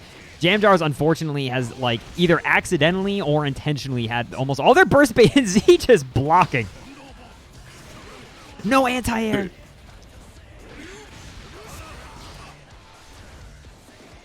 Yeah, Z has shown multiple different soul bad guys over the course of their last few matches, and it's been just great to watch. Like, absolutely accessing versatility and some stuff that they weren't doing early on. Yeah, 100%, but they find that hit. That's going to be a stick to the wall, maybe? Not quite. That mix is so dirty. Oh, 6H kills! Let's go! I cannot believe... I thought for sure, like, meaty throw, right? But apparently Z is operating on a higher plane of existence because they called out not the meaty throw. That is crazy. Got to get Go Lewis some of that Coors Typhoon in this Coors Typhoon. I'm sorry, is this Coors Typhoon? Is this an IPA? No, it's a high. This one's a low. Yeah, hit me with that Core's unblockable. Coors Guard Crush. Ooh, goes for the 6P at round start, trying to stifle any far slash nonsense. Fart slash. It feels that way sometimes. More like fart slash. I'm done with this. That's when we do that one Street Fighter tournament. I just got the soundboard for the far slashes. Ooh, oh no! Expects the early burst and doesn't get the reward for it. Ooh. Oh man, these Yeah, 6Ps have been really coming out for Jamjar. I think they're hanging on to it not only because it will cold beat like Soul Far Slash and stuff like that, but it will also auto beat IAD stuff, right? So I think they're realizing like, okay, from the way they're approaching, this is kind of an OS a little bit.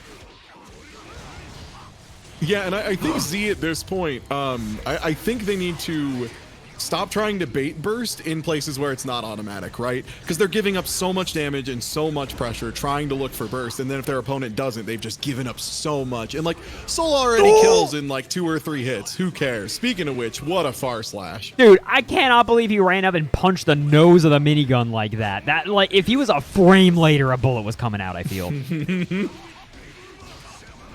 Cool, Fafnir barely not reaching. Jamjar doing the ghetto back Mega Fist. Yeah, trying to keep that corner. Didn't want to stick it with that, I think. Nice, catching the mash. Super. Let's do it. Soul gets a really strong safe jump off instant air dash JH. Let's see if they use it. He does indeedy, but okay, Jamjar has the backdash, and this is a PRC for the extension. Gets caught by the lows. Oh! That was still, wow. I was thinking he's too far away, but he had $100 bucks. No! Oh no! You drift that down 100 times out of 100. Good stuff, Z. Nice reaction. Yeah, dude, 2-0 right now.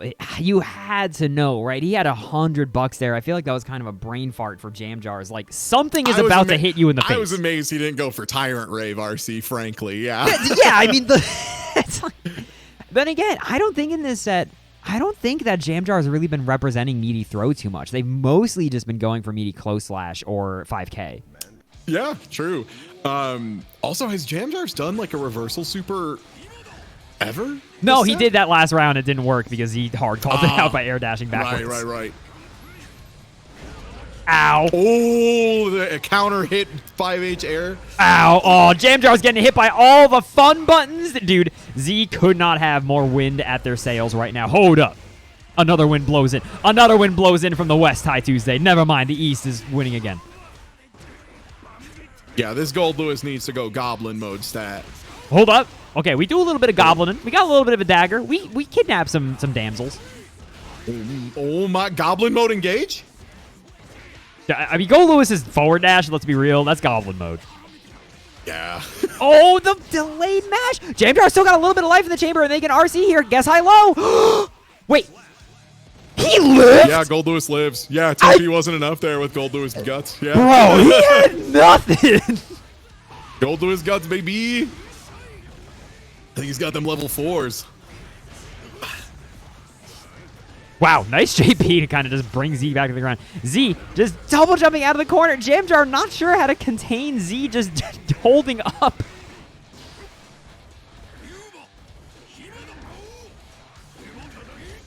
Oh my god, I think that only didn't hit him because he was currently twerking on the floor. JH counter hit connect. And unfortunately, Z has smelled the fear because Jamjars did not do anything after one hit revolver. So if Z identifies the fear, this could be very bad for Jam. Block on the volcanic. Jamjar empty jump works out, but the run up throw connects. Okay, Z is 1 round away from doing what was functionally 3 straight into another 3 straight. Yeah, after being sent into the losers bracket by Jamjars, which again, incredible adaptation, really good stuff. Okay, Volcanic Viper has actually been scooped. Success Gunflame, some fairly safe pressure, trying to get a little bit of an advantage back in motion. Ooh, great RC. Good RC here. Jamjar's got all the pressure in the world. The drone, no, missed too the far for 2H. Hemoth. This could get real ugly real fast. This is currently ugly. No! Oh my God, you burst. Heavyweight. Ah, you can see he's so scared of that wake up super the 5P connect. Just throw a thunder. Oh, that works too. Oh, you didn't die? He's alive! Night Raid counter! And with the 5P. Wins on a Night Raid Vortex Z! My friend, my fellow soul member, congratulations for ending it in soul fashion. I'm proud of you. I cannot believe that he just Night Raided with no meter. You won, Z. You did it. Z says that I win. That was sick. That was sick. As a soul main to another. Good stuff. That was sick, Z. You stuck it out with the Tigers. All right, hold up, everybody. We do have to see off our gamer, so do me a favor. Hit that big 07 in chat for me while we send off in order. In third place, dude, Nafo was cooking. Every time Nafo won the dang neutral, it felt like the other person could not get them off him. They had the footsies to match with the set play stuff. They like water without any ice.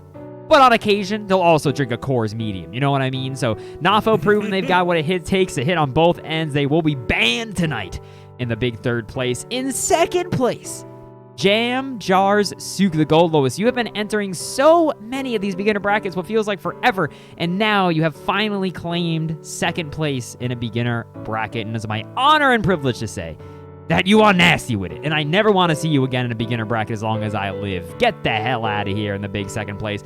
First place, of course, goes to Z, the soul main that made their explosive debut just a couple of beginner cups ago after a couple of fourth place and top 8 finishes, has finally claimed the first place prize, and they will be banned forever just on account of those combos. Tillian, can you do me a favor? Can you tell me how many beginner brackets that Jam Jars has entered? I'm curious to know. But while Tillian's pulling up that data, TieTuesday, thank you so much for joining me on the mic tonight. You got some shit you want to plug before I kick you out of here? Yeah, sure. I'm Ty. I stream at twitch.tv/TieTuesday. I do a goofy content farm stream that's real fun every Friday. I do the news on Monday. I stream all sorts of stuff. Not fighting games that often, but I'm very passionate about them. And if you have any questions, feel free to ask. Even if I'm playing like a card game or something. If you want to know how a frame trap works, I'll tell you. So thanks for having me, man. It's always a joy to commentate. I love talking about fighting games, and I love hanging out with my friends. So win-win. Oh, yeah. Thanks for having me. I'll catch you later. Thanks, Pete, for your Ty. I let you go. Bye. Boom. Deleted. Now you can't get more characters to top 8 in this tourney. Nope, can't do it anymore. Just the brisket. Thank you very much, Ty, for being on with me. Really appreciate all of you. Jamjar has entered 25 beginner cups, everybody. Holy shit. Jamjars really deserves, I feel like, a ton of respect and accolades. That might be one of the longest grinds we've had. I know Crouching Idiot was close, but I think they were like 21. Jesus, Jamjars. Congratulations on getting finally banned. All right, everybody. You know what it is. I have a lot of followers to thank. Thank you so much, everybody who dropped the big follow. If you want to be thanked in the outro, drop it now. You have up until I start playing the intro to drop the big follow. As we get into it, thank you to the following people for supporting the stream. J Hayes Sonic Gaming, Hollow Slayer, Jerpies, Sourdough Joe, Flying Jib, Curly, FPS, Kaiser Ryu, Aaron for gifting out the big sub, Mogera 57, Dark, Zektor, Skarzarax, Smokey FGC, Ozzy NF, a tasty sub, Beatlesby, Emmer SA, J Cavs, Anna Rene Zero, Bell Accor, Shinlad, V-Dash, Heart, and Temporium for the big follows. Thank you so much, everybody. I really do appreciate it. Thank you all so much for watching. Thank you all so much for playing. I hope you had a good time. I hope you learned some shit.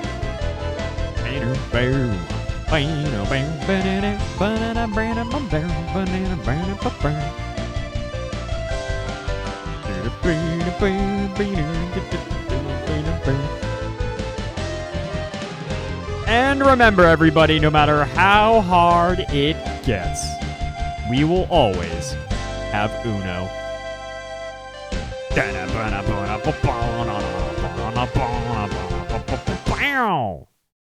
Thank you all again so much for watching. Hey, Ty, are you still in chat? Ty, if you're still in chat, is there somebody you want me to throw the viewers at? Do you have any homies that you would recommend?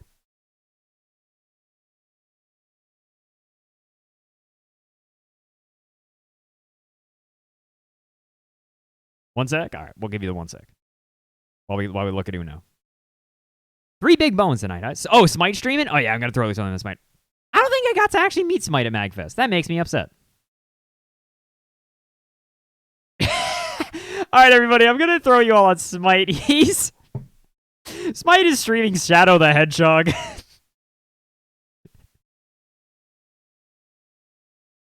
Wait, no, he wasn't. What is he? Oh, no, he's playing Sonic 06. He's playing Sonic 06 and playing Shadow the Hedgehog's campaign. Holy shit. Thank you all so much for watching. Andrew, glad to hear that you liked it. All y'all say hi to Smite for me. I will catch y'all later, okay? Bye!